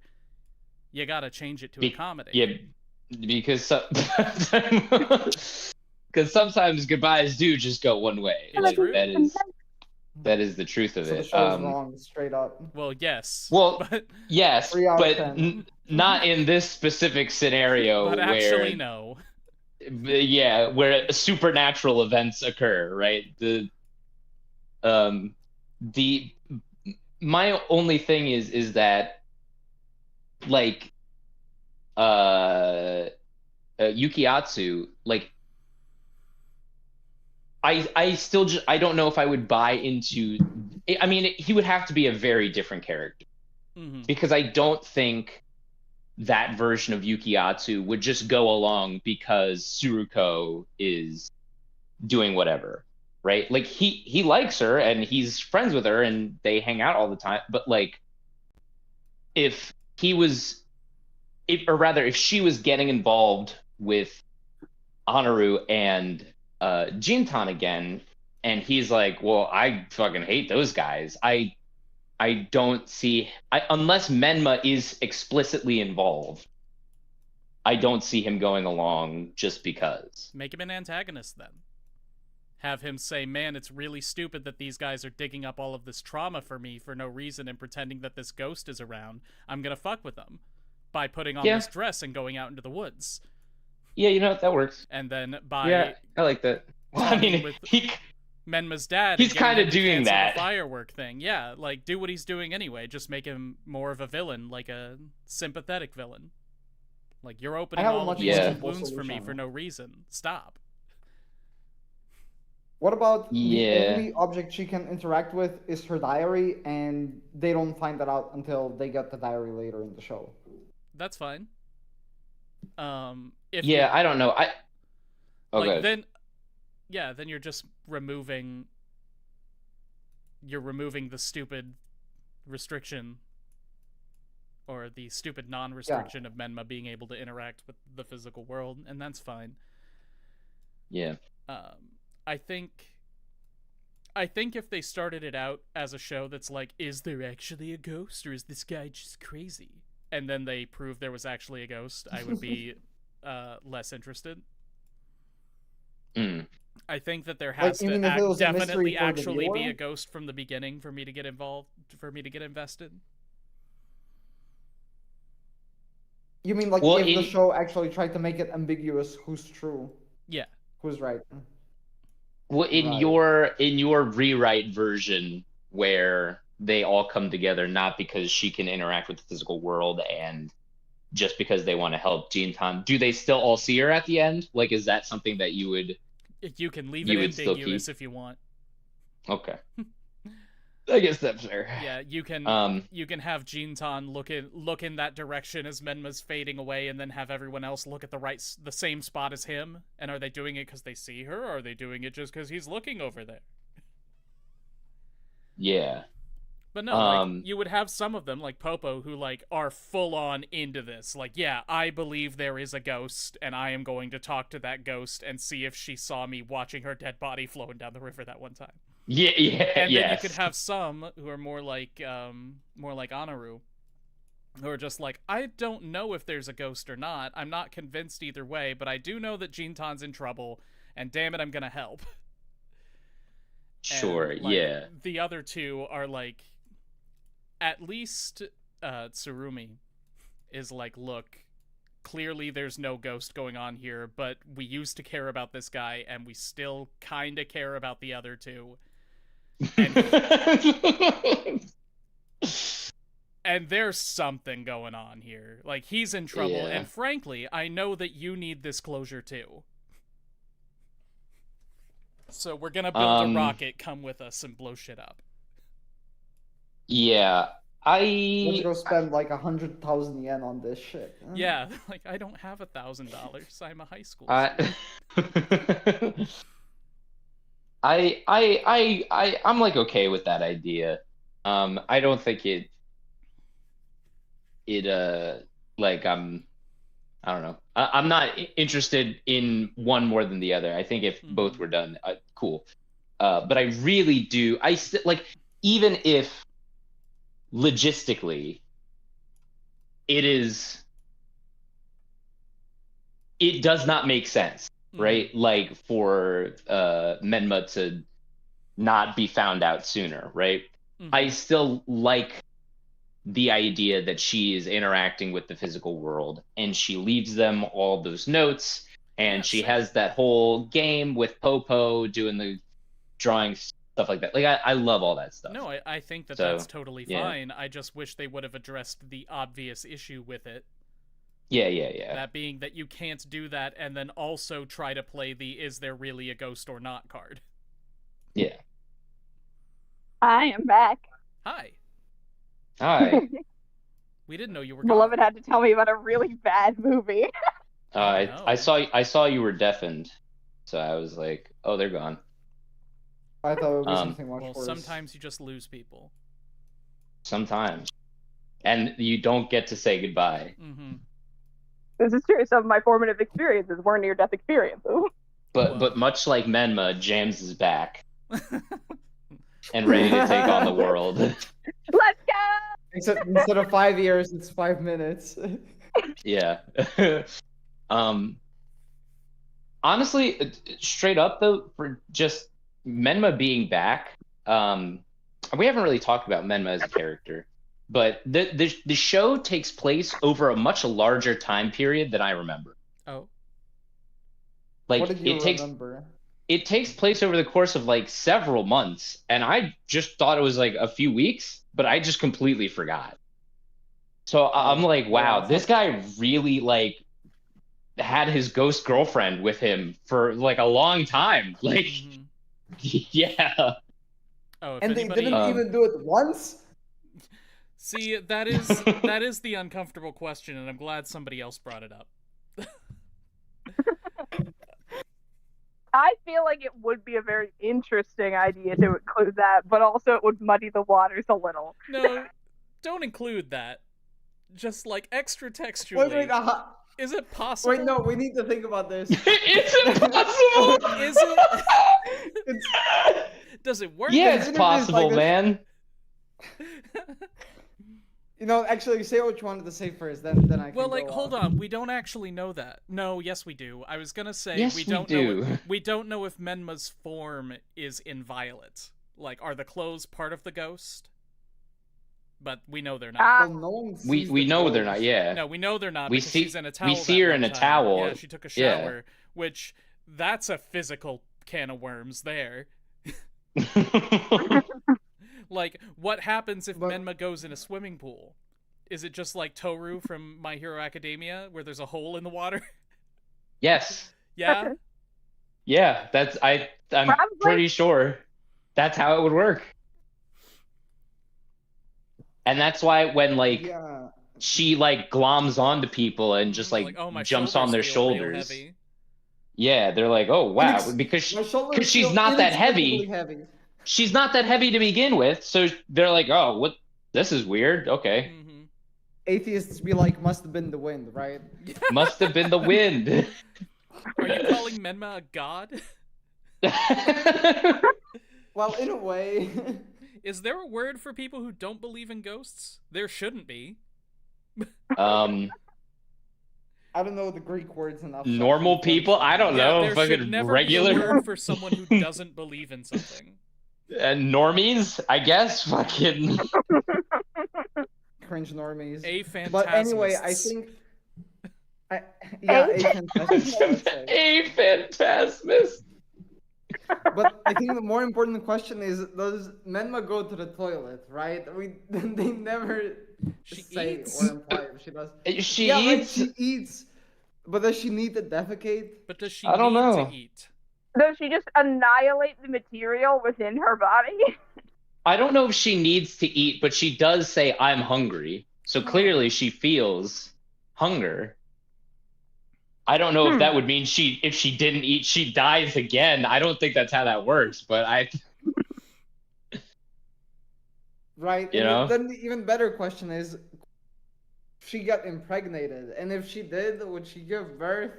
What would No, that even man. Oh, no, that's She so would hard. give No. She would give death. No, I think if we're operating under ghost logic, ghosts can't get pregnant. Mm-hmm. But they can be pregnant. They just have to die pregnant. They can be pregnant ghosts, but they can never give birth. Right. Something. That's terrifying. This is That's the deep horrid. lore I of hate it. Anohana. Yes, of course. The logistics of Menma being a ghost. Hold on, my phone's really low. I'm gonna swap on over to lap at the top. Mm-hmm. Okay. Yeah, I never fucking thought of the logistics of it, I guess. Like you kind of just it runs in the back of your mind of like, oh yeah, Jintan is sexually attracted to this girl, because they kind of make it like a pass of like, oh, he's looking at her. But you're never like, yeah, what would happen? Yeah, I didn't realize that Menma was the same age as all of them until she said it. I thought she was still. Wait, what? I thought she was still a child. No, she's grown up. No, to me, she looks exactly the same. She's Yeah. not the same height. Sure, but I think the proportions are not the same either. nah. Well, But the whole point is that she has not changed. Everyone else looks different or has changed in some form or fashion, right? You know, Anaru has her hair. Her hair is orange. Popo has hair and is like this huge big dude. You know, the Yukiatsu is also pretty tall and, you know, jacked, whatever. He's taller than Jintan, which is supposed to, you know, display like a power dynamic that he is bigger than he is. I love that scene near the end where he's having that argument with Winry, and then they both stand up and he's taller than her.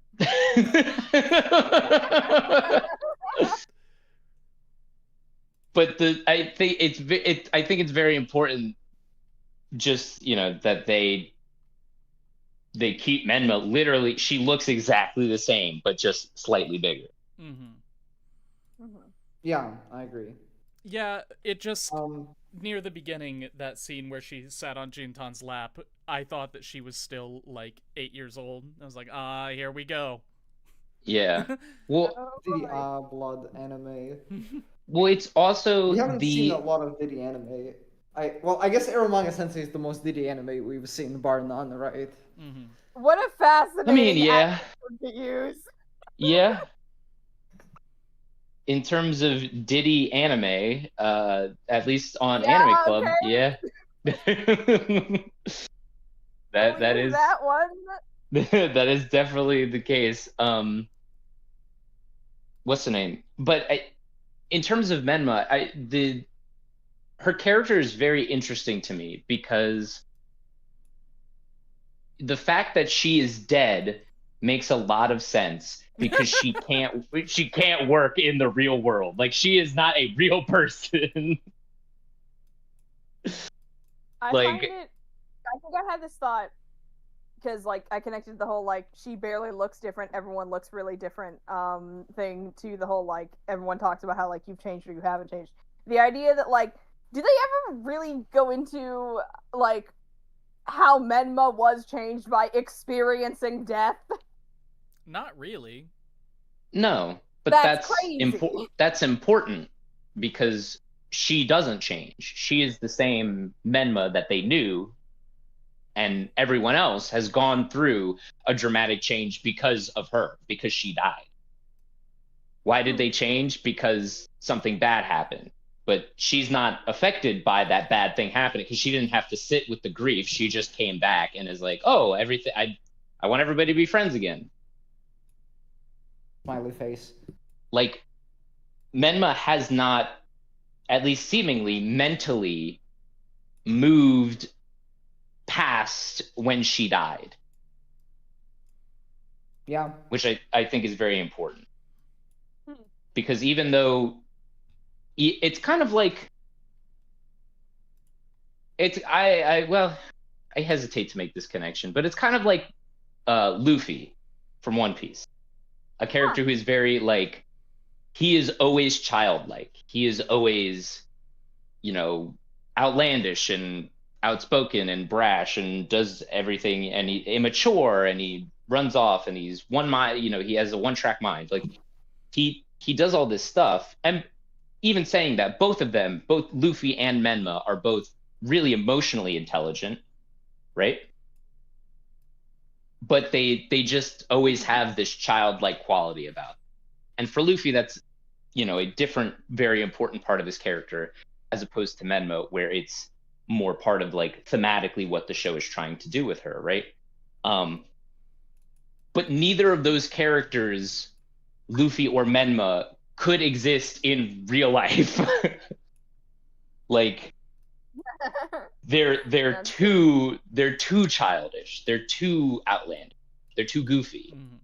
Um, so the fact that you can write a character like this and have her radically affect all of their lives, being this, over the top, cutesy moe blob, you're like, cool, awesome, because the rest of the characters get to be real. Like, they get to be more grounded. They get to deal with real emotions, real grief, real trauma.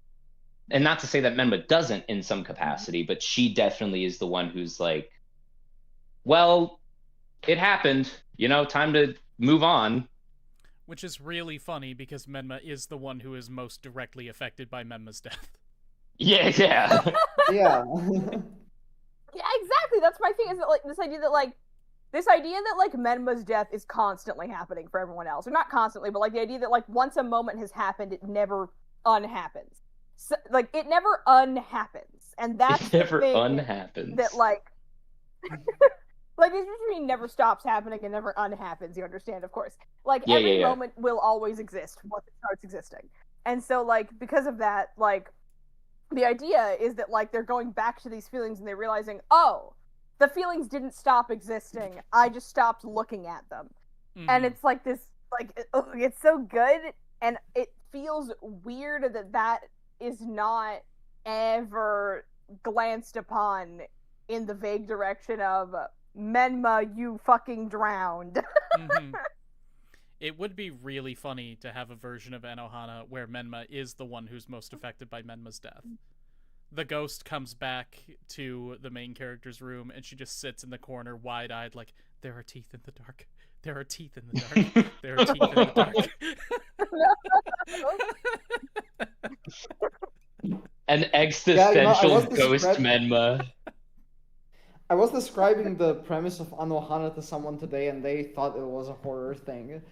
Is it? It's kind of.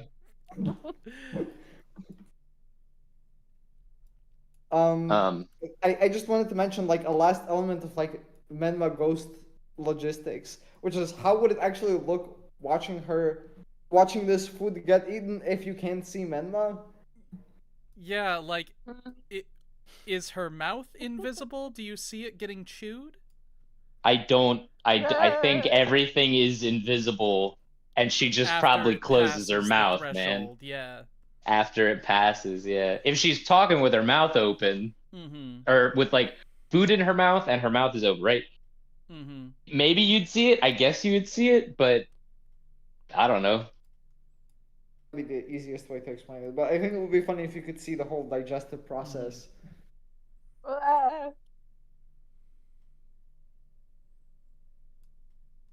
Yeah, I don't think these are. Maybe these are questions that the showrunners thought of when they were writing it, when they were making the show. But I'm here to speak for the wider anime community and make sure that everyone gets what they want. Okay. And I think people are clamoring for more ghost logistics. I think maybe they couldn't handle it when from what's her fuck from My Hero was doing shit. They couldn't handle that. So how are they gonna handle this? Just don't let her do shit. They're like, wait, she's invisible all the time? Like, yeah, man, that's her superpower. She puts on gloves and boots. And nothing else, which is totally not dangerous. Nothing else ever. Nothing else ever. Like, yeah, I guess was she the has her implication that she was actually totally naked the whole time? The entire time, which basically is just not sanitary. Well, there's that one time where she puts on the cheerleading outfit, right? And she has a uniform. Festival.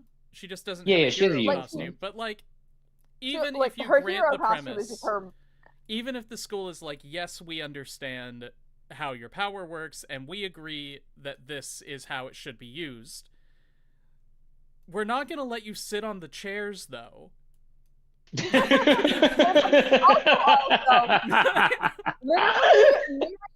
would like to point out that they literally made a special suit for Mirio so that he could keep his fucking clothes on while he did his permeation quirk thing. And I don't know why they can't just do that for because he was Mirio's special. A boy.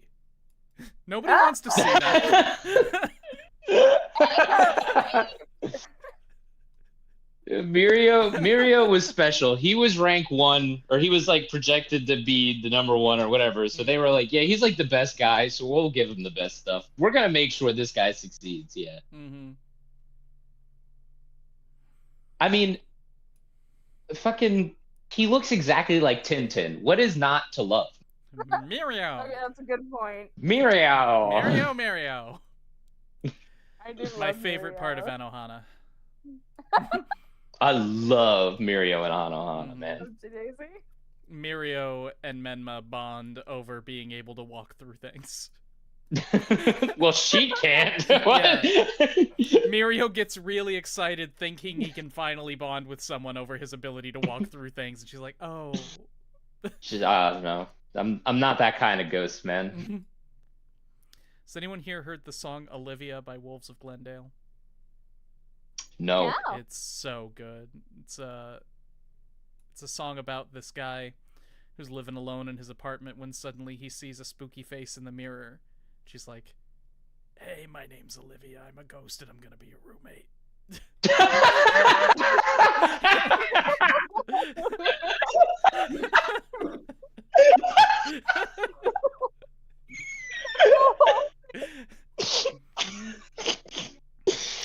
It sounds like a great song, man.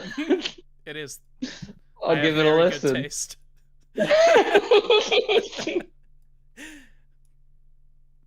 Yeah, that's basically Anohana. Oh my god, yeah. Yeah, I mean, I was gonna say we should talk about some of the stuff that we don't really like, but I think we've kind of covered I don't like a Menma. decent amount of it. We've been bopping around. You don't like Menma? I don't like Menma. She's a lot. I Why hate not? children. See, a lot of people in criticism spheres, they talk about shows that feature children characters, and they're just like, these are tiny adults. They have the decision-making skills of adults. They talk like adults. Well. They talk like fucking philosophers. And I'm Yes. sitting here like, yeah, who wants to watch a show about real children? Ew. Like, yeah. Do you really want to watch a show where 3 10-year-olds are charged with saving the world, but they can't get along because one of them thinks that the other stole their bouncy ball 2 years ago? Okay, all right, okay, hold on. I think that's a little disingenuous. Is I there think- any, No, something that happened in the past you want to talk about? Look, yes, I stole someone's bouncy ball when I was 10. But that asshole deserved it. And I still hold a grudge against him. Because he made me like this. But, like, I don't know. I just feel like that's not a big deal most of the time. Like, I think people who say they want children characters who act more realistic are just not correct about what they want. Okay. I think there is because I complain about this sometimes, where clearly children are acting and talking way above their, Pay grade. what they should be, right? Mm-hmm. Where they're acting way above their pay grade, let's say. With a show, I remember complaining about this when we talked about it, with a show like Madoka, that's something that always bothered me, because I'm like, these guys are talking about, the logistics of, whatever the fuck is going on, and their emotions and their feelings and how everything is interacting and blah, blah, blah. And they're just explaining shit to the audience, and cool, fine. But they're like 13 and 14. Like, Mm-hmm. these don't really feel like this age group of characters. If you wanted them to feel like that, they should be older. You're telling me you don't like Dawson's Creek? But then I never watched Dawson's Creek, but I probably wouldn't like it. Dawson's Creek is the worst offender of this, of all time. But then you also get shows like, what's a good example? I don't know, Sweetness and Lightning. The little kid character in that, I was like, all right, I could not stand her. I was like, wow, this kid's fucking annoying, right? But that, I don't think that necessarily. I think you can always find a soft, or like some type of middle ground, right? Where it's like characters like the girl from Sweetness and Lightning feel like children in the sense that like she is meant to be she is meant to just be cute. Right? She has no other function than cute child. Which I think is like also a Japanese birth rates are supposed to go up, right? Like that's the whole thing. I am being a little disingenuous here because I love Takagi-san, of course, and I adore No Nonbiori. Nice. No Nonbiori is just the best depiction of children that has ever been animated. That's actually Barakamon. Hate to tell you. Yeah. No, it's Haru from Barakamon. No, she is the best. It's pronounced No Nonbiori.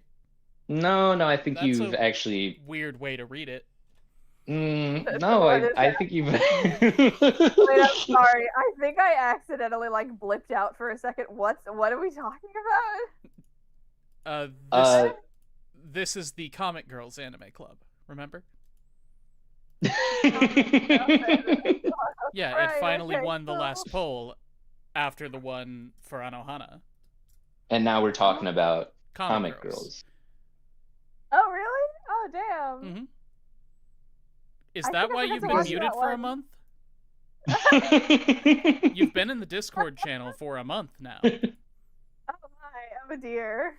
I think I'm just like really bad at remembering things. All right. Well, that's okay. We're talking about child characters and how people always say that child characters don't act like actual children, and I'm saying, yeah, why would you want that? I think it's like, okay, the reason I want child characters to act like children is because I remember being a child, and I remember wanting people to like understand me on like I wanted to feel like someone fucking got me. You know what I mean? That's really and so fair. It's like, and so it's like I want child characters to act like children, like actually, not as in like act the way that adults perceive children or act the way that they act around adults. Like I want to see a child character existing in the way that a child would fucking exist. And it's annoying to me that that's so difficult to find. Can I ask a question, though, about that? Did you feel that way as a child, or are you just looking for validation now that you're an adult of, like, I want to see a child like me represented, like when I was a child? Or as a child, were you like, I don't see characters who act like I do?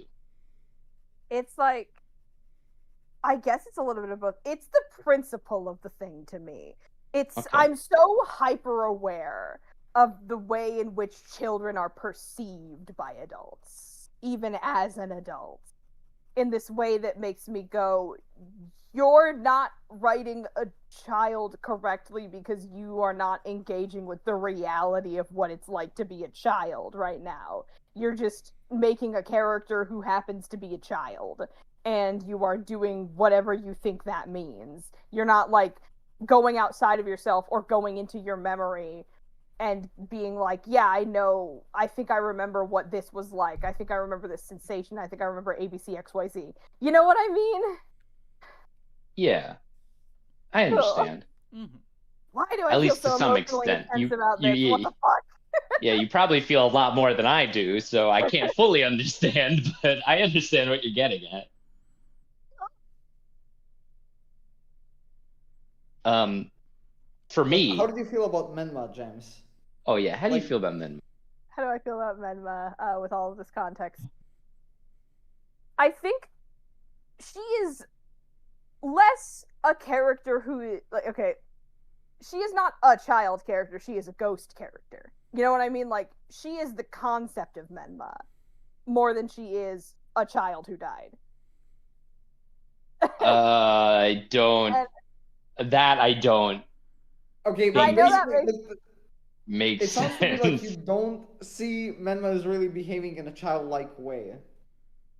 maybe it's just that I fundamentally behave in a very childlike way, so I'm like, I don't fucking know. Like it's just like she does behave in like a way that is childish, but like I think more than the thing that my brain gives weight to is the fact that she's a ghost that rather than she's a child. Do you know what I mean? Yeah. Right, so like Yeah. you didn't even frame it in the way that Brian did, so you can't really Yeah. put your pin on that discussion.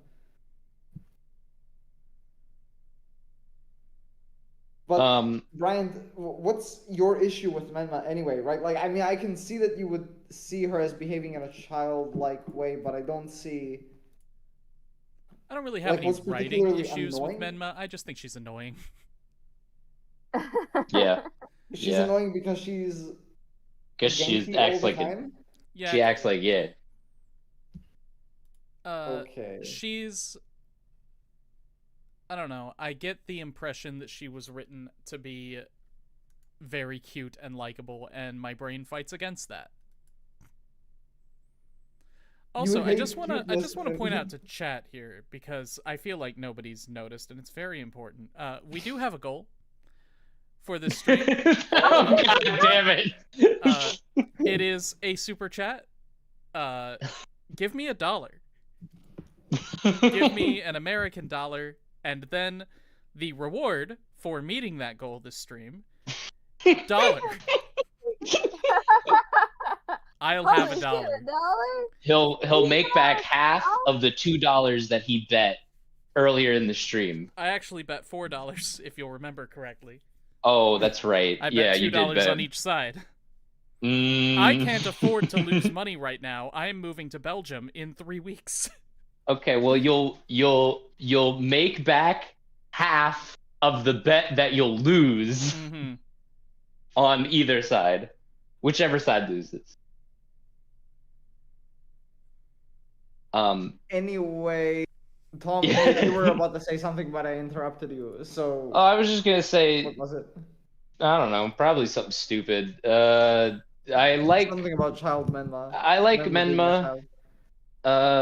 But I was talking. That's why I was talking about earlier in the stream that like Menma is a person like she is very childish and to such an extreme degree that you're like, oh wow, she like really can't be anything else besides this specific character.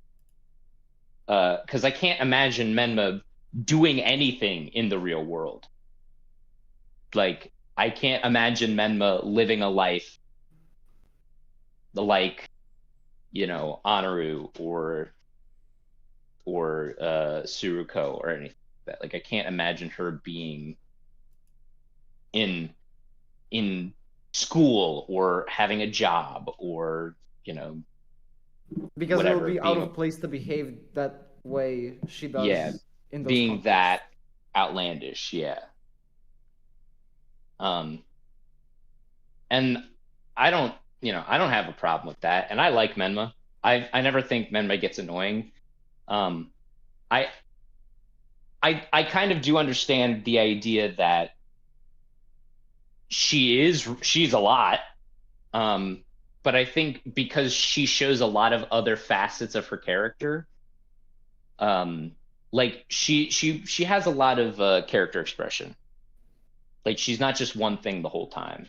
Um, and so I think the show does a good job of balancing it out to make sure, at least for me, that she doesn't become too overbearing. Yeah, I agree. There are many far worse young anime girl characters. Yeah. There are many far worse young anime girl characters with white hair. We might have seen one of them. Yeah, big brother. Do not this speak. Yeah, I don't. I mean, if no one else has a topic, there was something I wanted to ask that kind of confused me about the last episode, which is that I'm not actually sure I know or understand what Menma's wish in the end was. Like, what is it that actually causes her to disappear? It's her friends be coming back together. I don't actually think that was true. I think her wish was to keep being with them. Like, her wish was, I want to have adventures with them forever. She wanted to be alive again, but she knows she can't until she reincarnates and moves on. So she's trying to figure out what the one thing, the one really special big send-off could possibly be that she wants, that she really wants, and she can't figure it out. She can't figure out what to do. And then they find her. They play a hide and seek and they find her instead of her dying. And it's just, you know what I mean? So it was like the game of hide and seek itself. Was her wish not to make Jintan cry? Well, yes and no.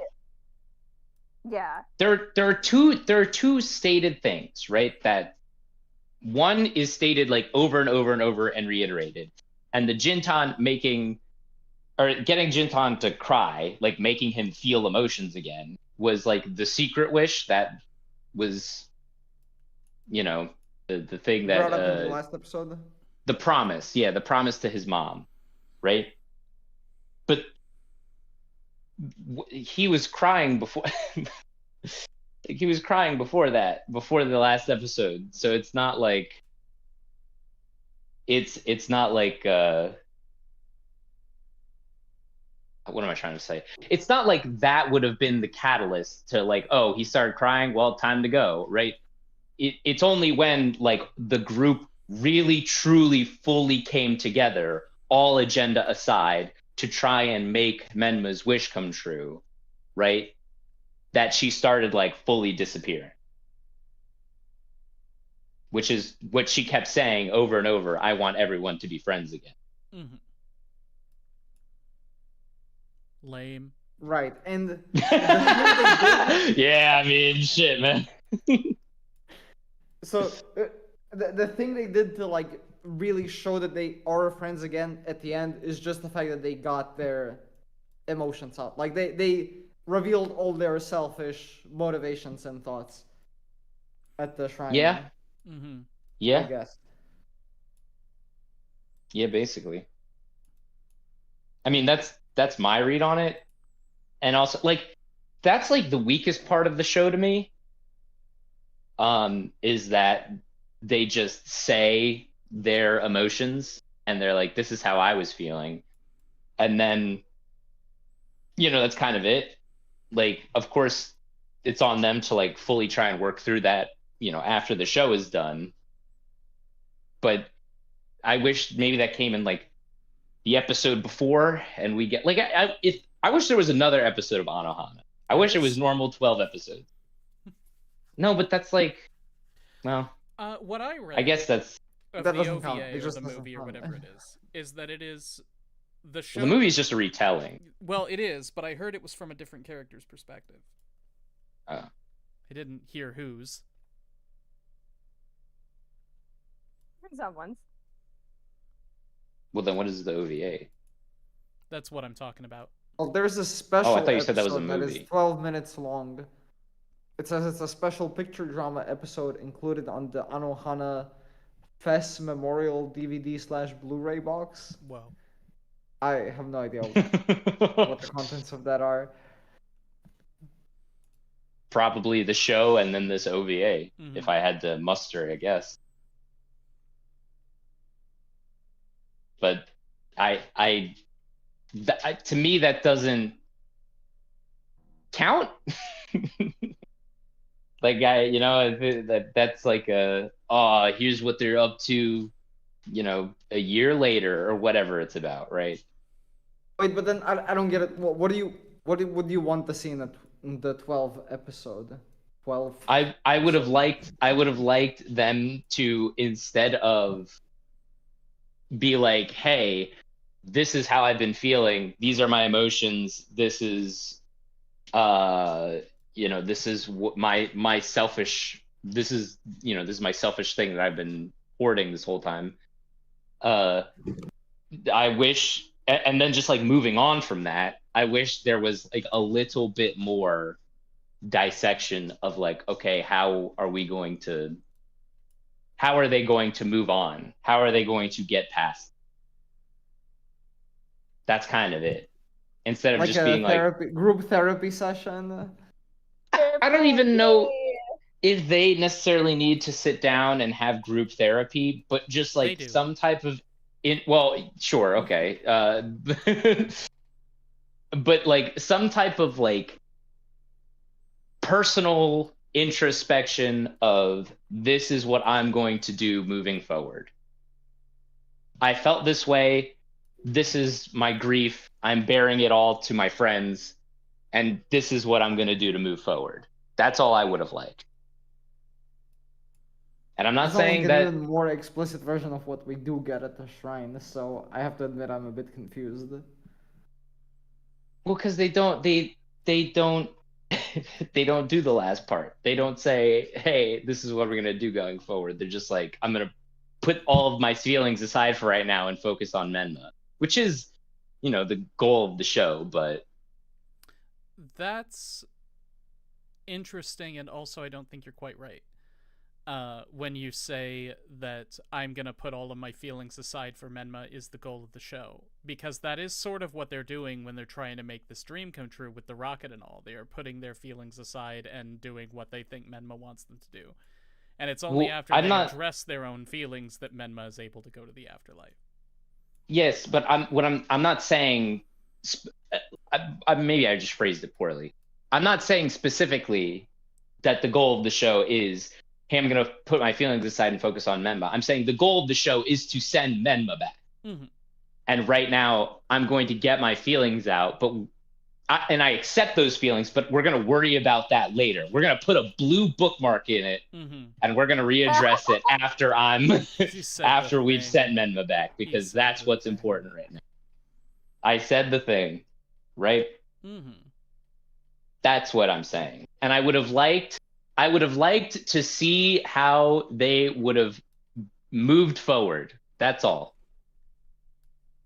I think that maybe the reason why it doesn't happen, I think the show's idea is that it was actually just putting their feelings aside and realizing that like they do actually love Menma. That's what matters a lot more. That's exactly what makes them able. That's what makes them able to overcome the trauma. So there is nothing more to do. They can just go on living their life because they've solved the problem at the end of episode 11. I would not necessarily buy that as the explanation, even if the show gave that to me, because that's such a nebulous concept of like, we sent Menma back, now my trauma is resolved. Like it's not. To be clear, it's not the fact that she was sent back. She was sent back because they realized that they love her, and that love matters more than whatever selfish bullshit that has been clogging up their mind. Yeah. Well, I think that is pretty. I think that's kind of not necessarily explicit, but I think that's what they're getting at towards the end of the show. But I don't think that. Yeah. I don't think that takes away from them still being like, okay, well, I felt this way and I have to figure out how to move on from that, even if my love for Menma is stronger than those feelings that I was having. Like, I don't think those two are necessarily incongruent. I think both of those ideas can still work if we just had another episode. And this isn't a big deal. Like, I don't think the show is you know, much worse off for not doing Slouching because this. of this. Yeah, it's just something that I would really like to have seen. Mm-hmm. But Brian, what did you want to say about all of this? Because I think Tom. I've forgotten completely. I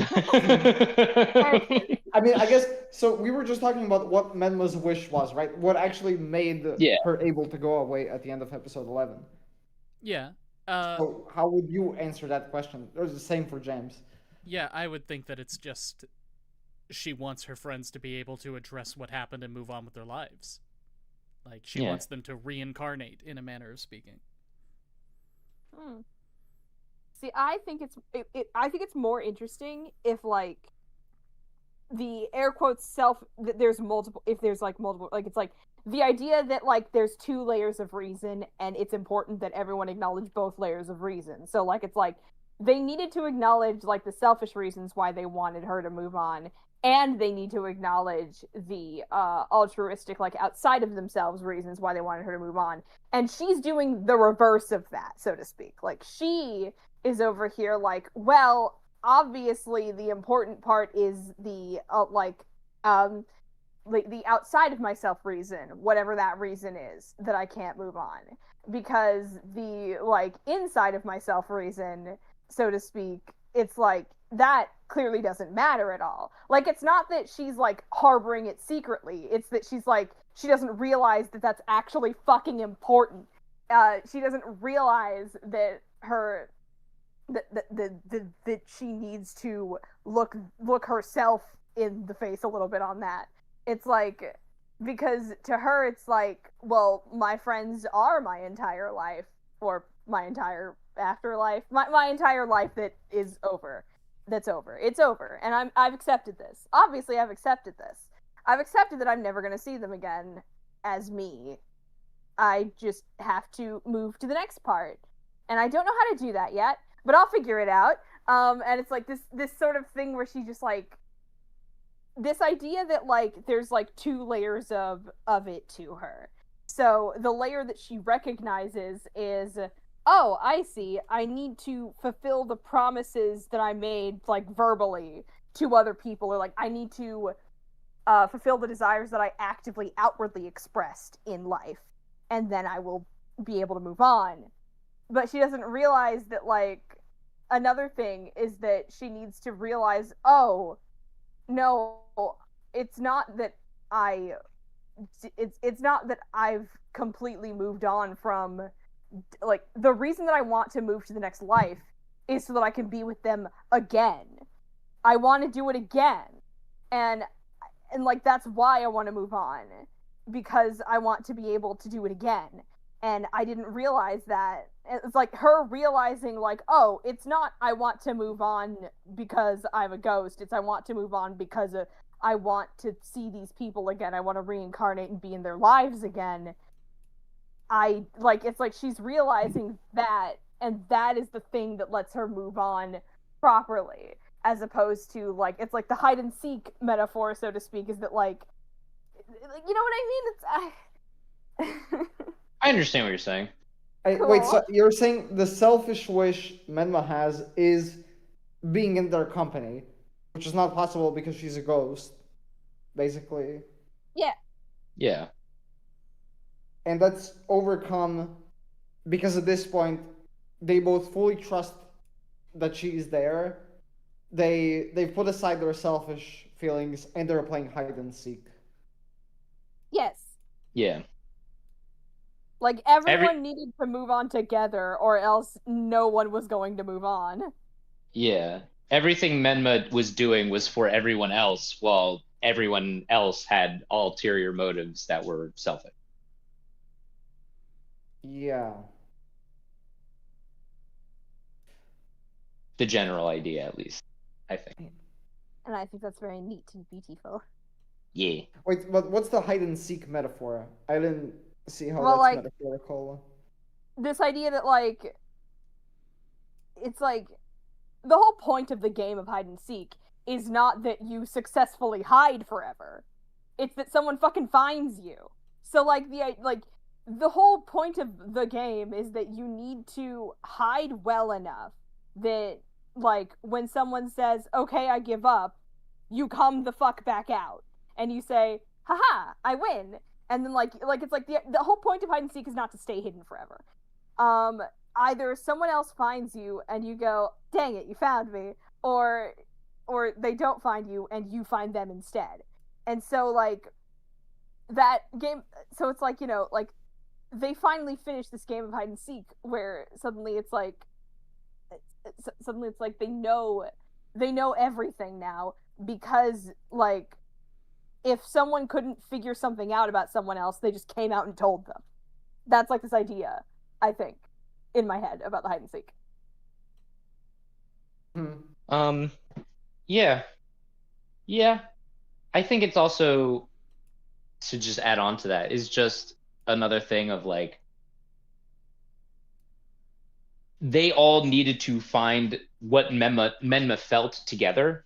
Like, they all needed to come together and like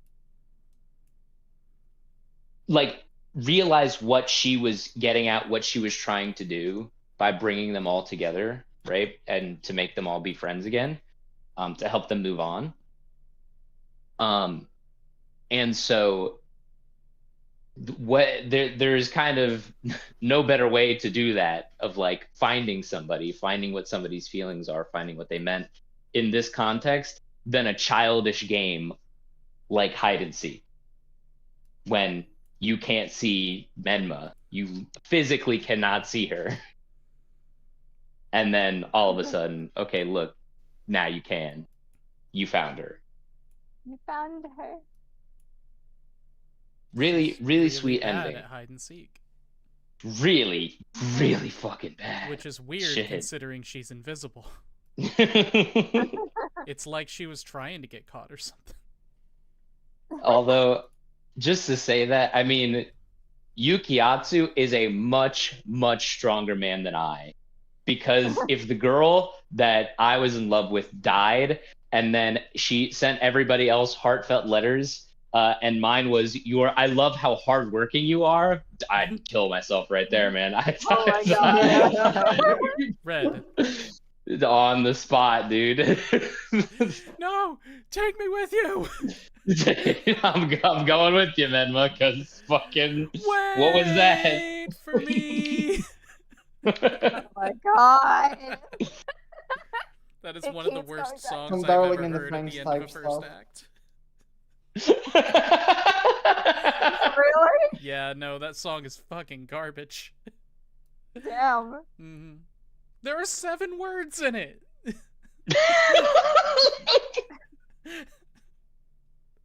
Yeah. Yeah, Actually, there's 7 words. And they just keep repeating for like 2 minutes. The words are, wait for me, I'm coming, wait, I'm coming with you. 4 times.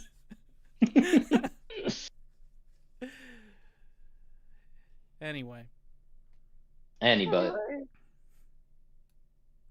Anohana, man. Anohana, Good show. man. Would Anohana have been better if it were about boys? Dude, see, this is what I was about to bring up. Because fucking... So I did not know this last stream, right? Mm-hmm. That this was written by the same lady who did Iron-Blooded O Maidens in your Savage season. Also did Iron-Blooded Orphans. Mm-hmm. Also did Toradora. I knew that Toradora and Anohana were written by the same lady. She also did Kisniver, which is my favorite Trigger show. What? Oh. Yeah. I was like, wait, seriously? I did not realize that. She also did Koromono Kan, which is a very good show. There was another one that I found out that she made that I can't remember. Shit. But she's made a ton of good shows. She's made a lot of good stuff. She's been around for a long time. Mario Kata. Mm-hmm. And all through watching like all this stuff, I'm still just like blown away how bad O Maidens in Your Savage season was. I just didn't get it, man. I don't get. You make banger You're after just banger. wrong. Yeah, have you considered that you're the problem? Maybe she just had a bad idea. You know, everybody makes mistakes occasionally, but like, I'm not gonna hold it against her. Obviously, she made Anohana and Toradora. I mean, Jesus Christ. Tom just sitting back here watching Omaiden's like, as a man, I can't relate to this. I just can't get into it. Mary Why are all Okana these must girls be the here?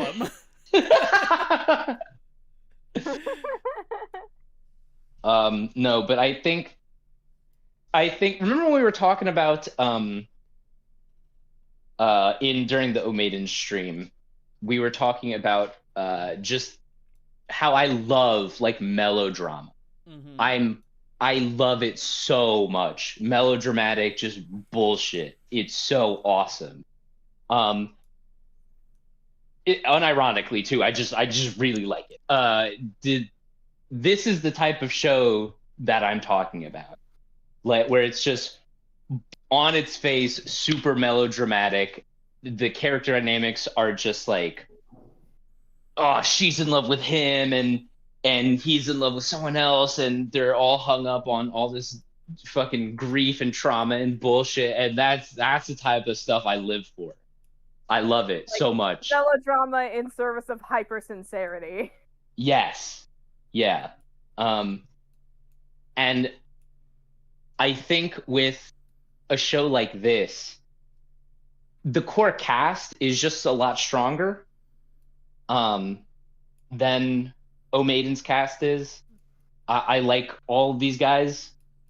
And the Omaiden's cast I just didn't fuck with. So I think all the melodrama just didn't really hit for me in the same way.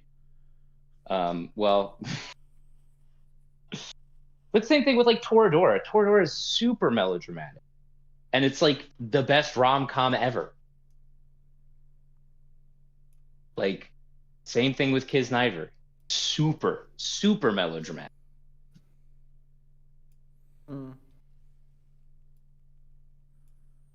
But yeah, I just I appreciate her work. Mm-hmm. Just not that one show. Yeah. So when you say Anohana, if it was about boys, was that fully a joke, or did you mean like, what if we like? I'm. It started as. I'm curious. It started as a genuine thought, because I forgot there were boys in Anohana. And then I realized, wait, there are boys in Anohana, and it turned into a joke. Bro watched the ED too many times. No, wait, consider. Mm-hmm. You a fucking Yukino, was that his silly nickname? Mm-hmm. Yukino, like, consider, part of the reason that he's like so fucked up about Medva's death is that secretly he's an egg. Mm-hmm. And it's like, do I want to be with her or do I want to be her? The answer was the second one. Transitioning into Medva. Calling cute like her.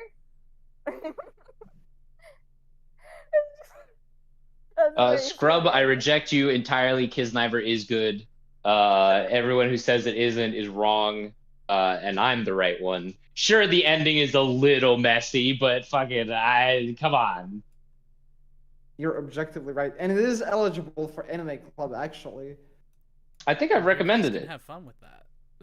I think I've. All right, yeah. I think I've done it before. I forgot. Yeah, I think Kisniver has been nominated. It was like February or something. It was like, and I was like, oh, Valentine's Day.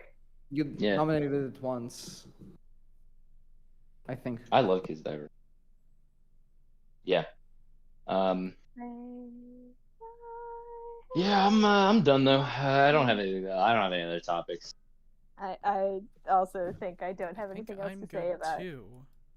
Wow. I have a couple more things to bring up. Sure. Yes. So, I don't think I talked that much about things that I don't like about the show, and one thing I don't think I liked back then, especially now, is that I feel the show kind of meanders. Like, it's 11 episodes, but it doesn't feel like there's 11 episodes worth of content in there. What would you yeah, can you explain? I I don't know if I can explain it. It just feels like maybe too like the show just kind of returns to the same topics and issues. Like, yeah, of course, like everyone is traumatized, so it covers why like there are specific dynamics. But then it feels like, to me, it felt like the show just kept repeating the same things again. Like, oh, this character feels this way about this person. They feel this way about what happened with Menma 5 years ago. Um, they're sad about it. Just I guess I have the feeling like this could have been cut down to 6 episodes, probably. Maybe.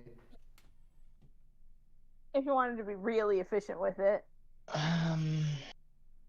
Yeah, I don't know. I I feel think it like needs to be efficient. I feel like the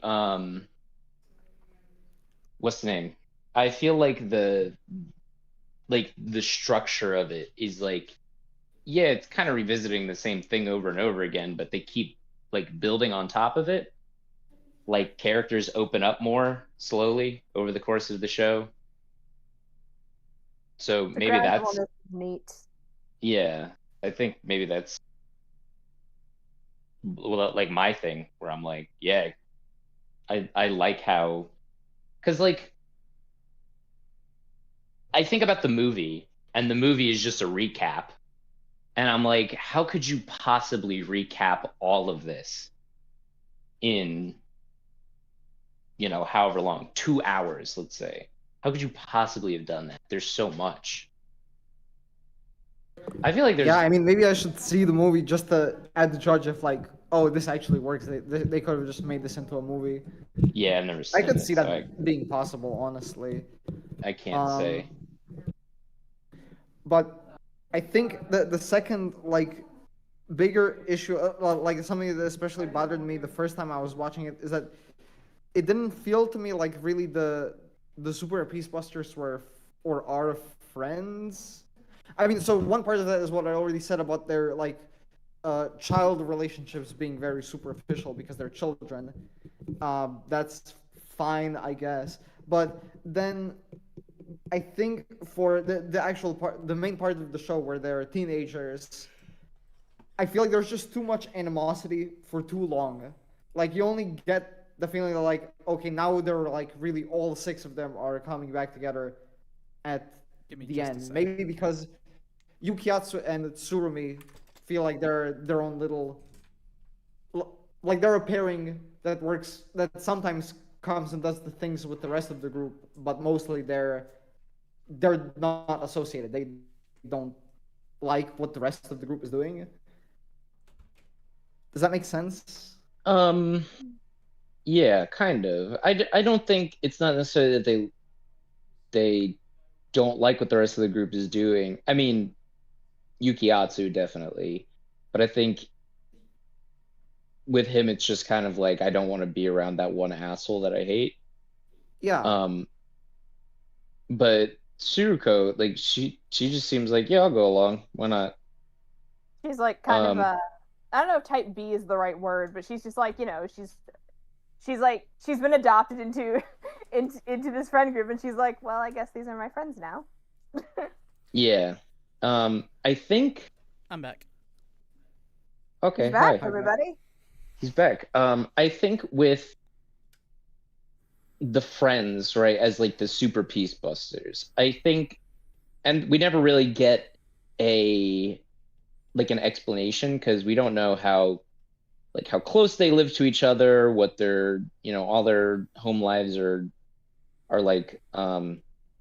They might have just been friends from circumstance, like they might have all just gone to Yeah. the same elementary school and then they were all around each other and then Oh yeah. they I all mean, started hanging out. Like that's I'm not saying that like it's an issue of realism how they seem distant, or like how they rather how they remain distant and how superficial their friendships seem. okay. That's I'm willing to believe it. I think it's more of an issue as far as like emotional investment goes, because I feel like I could never like feel very emotionally invested in what happens in Anohana because it doesn't feel to me like these people are really friends in any meaningful sense. At least As some of them. kids? I mean, especially as kids, but then also as teenagers, because of this fact that like Yukiatsu and Tsurumi are kind of dissociated from the rest of them. Well, yeah. I mean, I could get why you think that as teenagers because they're not really friends anymore. But that's like the whole point is them coming back together. But Yes. as kids, like they're kids. Like when you're when you're a child, you don't necessarily always think about like why am I friends with this person? Yeah, you don't think about how compatible you are with somebody, right? You both like Game Boy games. You both like Pokemon, and that's enough, right? Yes, You of course. all walk around and pick up beetles. Yes, and I think that's the realism thing again. It is realistic. I agree. But I guess like yeah, showing a realistic child friendship is not gonna get me emotionally invested in their trauma. Because I think these are just children. These are like normal children with no depth to them. And I don't know how like a show writer could actually square that circle. It does seem like it's maybe like like an impossible issue to solve. Like to have both the realism and the emotional investment. So what you're saying is reality is boring. Yes. Yeah, like yeah, I would agree with that. At least most of the time. But I don't know. I think it's more about the idea of it. Like it's the idea of childhood friends growing distant, right? And even if at me personally, right? I don't need to buy into the idea that they were super good friends for whatever reason, or even if it was realistic or not, right? But just the idea that they were close and because of something tragic, now they are not. And now they're not really good friends anymore. Like yeah, like and even as kids, yeah, maybe they don't have depth to them, but I mean they do a little bit. Like Menma was a very emotionally mature kid, right? They all could, reasonably see like their own, like intrinsically, instinctually, they could see like the dynamics playing out, even if they couldn't articulate it, right? Between them, like they could see how, you know, uh, Jintan is the leader and Yukiatsu is jealous of him, right? They could see that even if they couldn't verbalize it, right? Yeah. So I think there is like depth to them. There's not that much because yeah, they're children, but extrapolating on that as adults when they're not really friends anymore is, that's where like the core drama of the show comes from.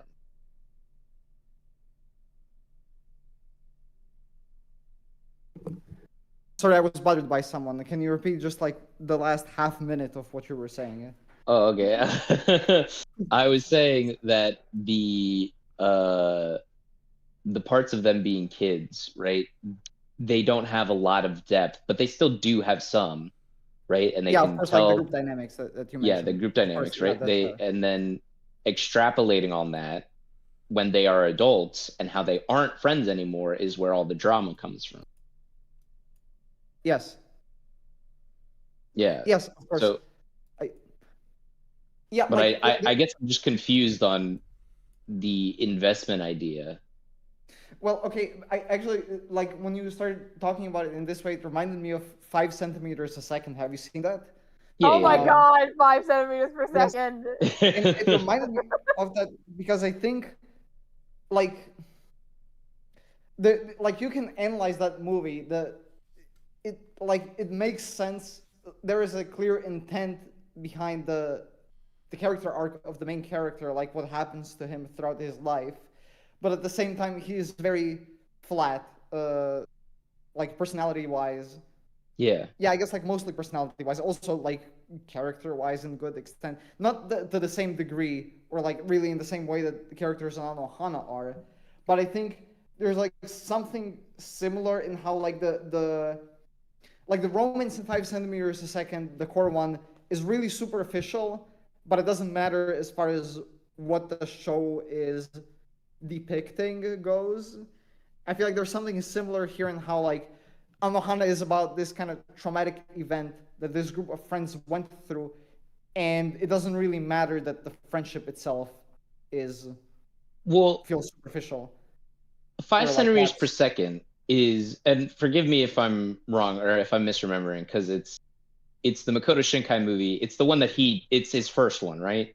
The one that's I mean, it's like an hour long. I don't know. Yeah, I don't even think it's that. I think it's like 30 minutes. Like it might not even that. No, it is an hour long. I did. Is it okay?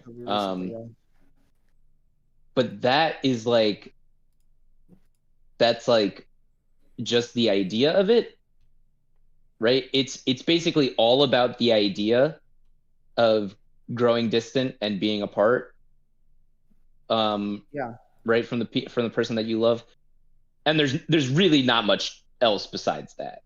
Like it has one core foundational idea that it wants to try and express. Yeah, right. Like it's much more extreme in how flat the characters there are.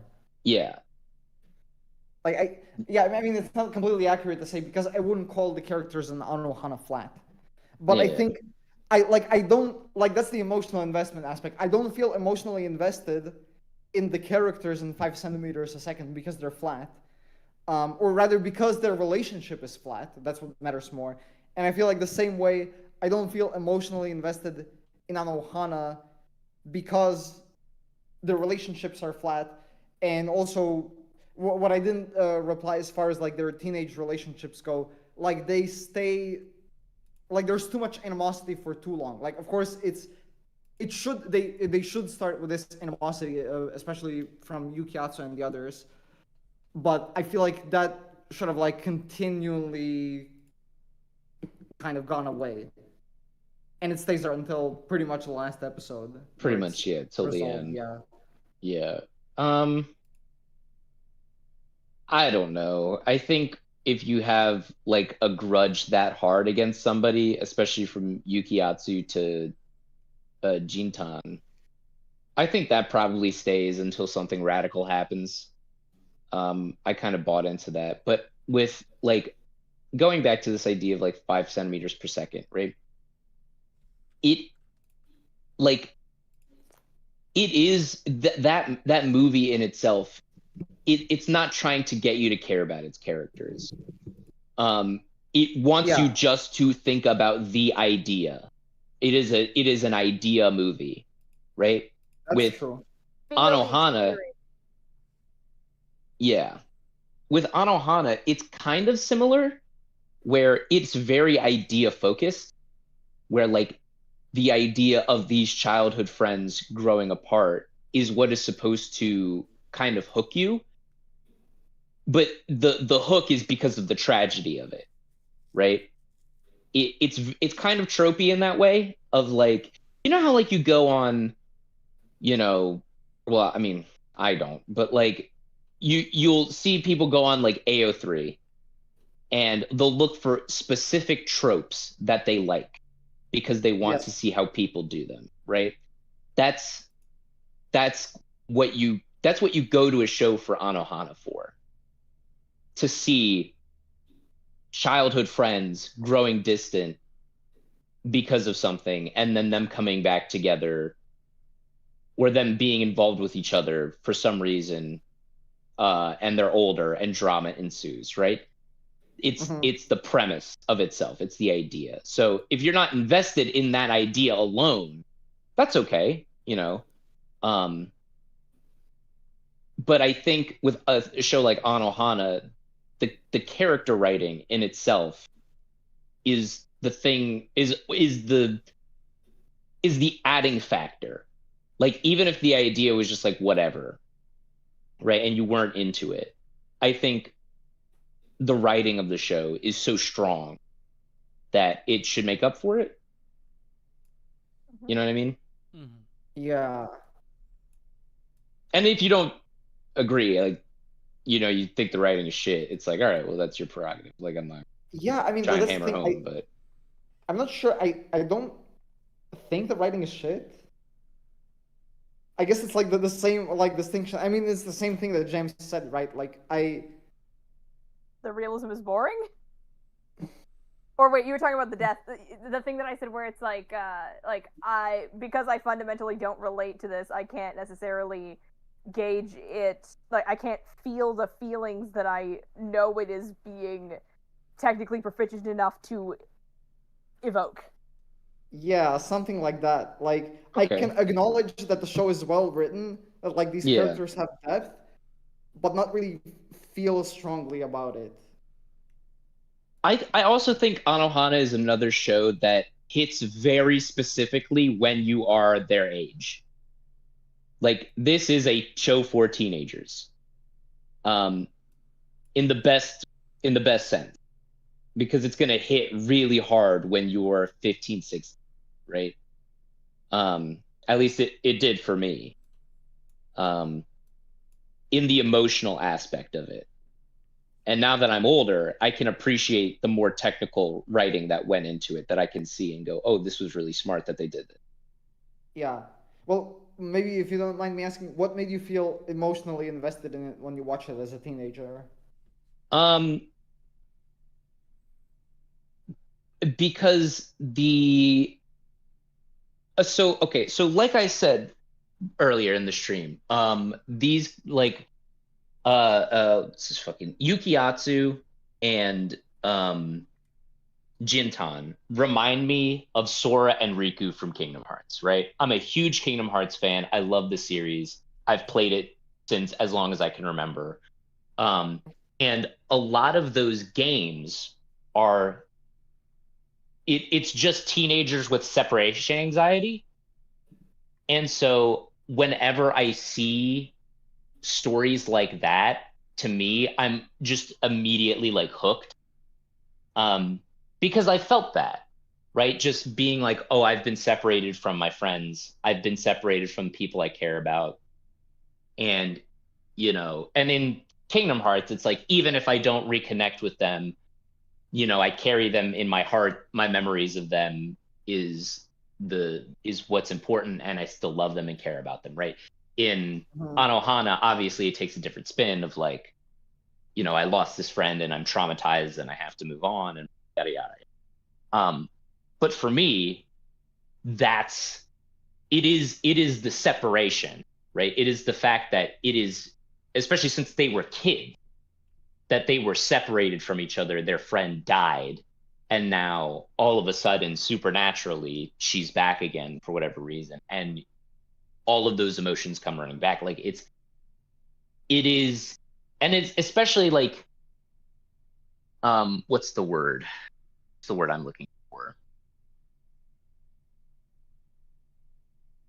It feels, I can't think of it. I can't think of the word, but it feels very big. It feels very impactful because she's dead.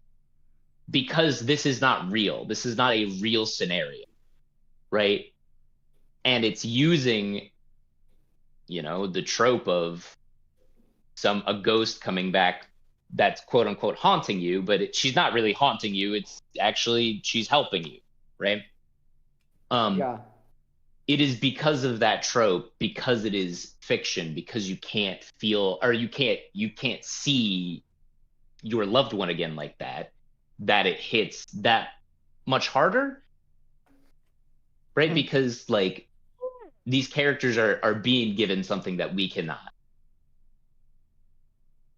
but they are still feeling like the same real emotions that we would, right? And I think that for me is very powerful. So yeah, Right, so basically that you can imagine yourself in a similar situation for someone in your life. yeah, absolutely. And it's that kind of really impactful storytelling that like I think got a lot of people to care about it when the show first came out, and even slightly after, people don't really people don't really care about the show that much anymore. But like, I still consider, yeah, I still consider. I mean, a lot of new fans probably don't even know what Anohana is, which is kind of a shame. But I think it is. If you show it to a lot of people, it would still be as impactful as when it first came out. It feels like a very timeless story to me. Mm-hmm. Like Gravity Falls.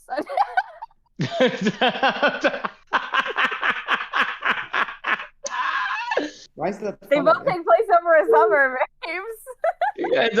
Because I would not, in my brain, that's not the first type of show that comes to mind, or the first type of anything that comes to. What's timeless in my brain? All right, Gravity Falls. I just would not.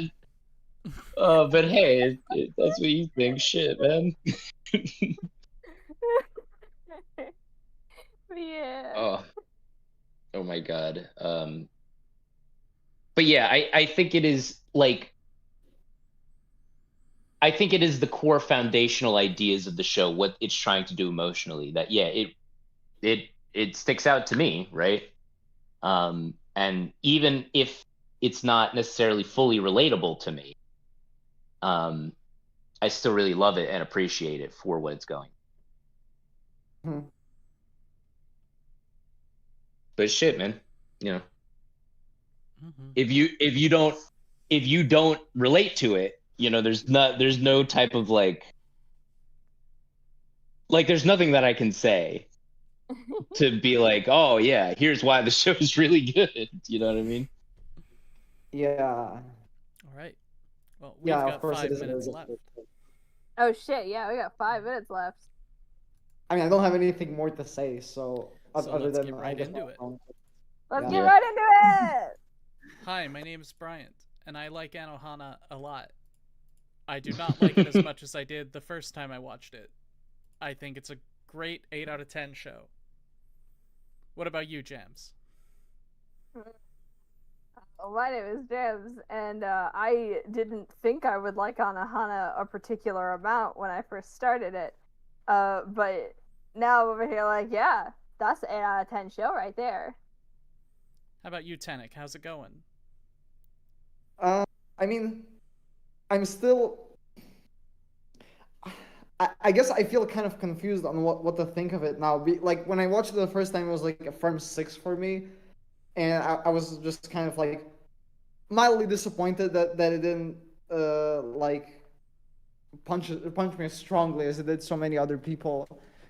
But now I guess it's pretty well written. I don't know if I have like a particularly good grasp on like what about it is good written, but I have the feeling, the impression that it is at least. And I mean, I'm still bothered by all the issues I talked about regarding like emotional investment or like something about how characters are written being making it very hard for me to feel that. But even more so, like what I said about the show being meandering. Uh, yeah. So I think right now I'm feeling like I should give it a 7. Maybe that's just because we've been talking about it in a very positive way for the whole stream. I might lower it to a 6 again later, but it's like one of those 2 ratings. That makes sense. How about you, Tom? I'm conflicted because I rated the show a 9 out of 10 the first time, and then rewatching it, I'm like, wow, it's like way better than I remember. It's actually way better than I remember. But I'm not like, holy shit, this is a 10 out of 10 show. But like, and I don't do this really, but like 9.5, like I guess, because like it's as close to like my type of show exactly as you can really get. Besides like, I don't know, my actual 10 out of 10 shows like that I would rate 10 out of 10. It's as close to, it's like right outside of that number as you could get. Anohana is very good. It's very, very, very. It is very, very, very High quality good. show. All right. Yeah. Everyone, thanks for coming to talk about Anohana with me. Yay! Yeah, you're welcome. I had a great time. I should tell the Me too. viewers that we're not gonna have anime month next month. Yeah, I'm not we sure if won't. you said it in the last stream. Yeah, For I a did say it in the foreseeable last amount of stream. But this is the last ExPoint Anime Club for the foreseeable future. On account of how I'm moving to Belgium and I can't be self-employed there yet. True. Mm-hmm. Yet. We'll see. We'll see how the government. The legalities of it all. Yeah, we'll see how the government likes my application. How does that work if you would still would you still be making revenue off the channel? Yes. Or can you turn that off? Do work. Gotcha. Oh, Gotcha. All right. So I thank get you how all for that coming, everybody. I will see you later. Woo. Goodbye. Bye-bye. Gooby.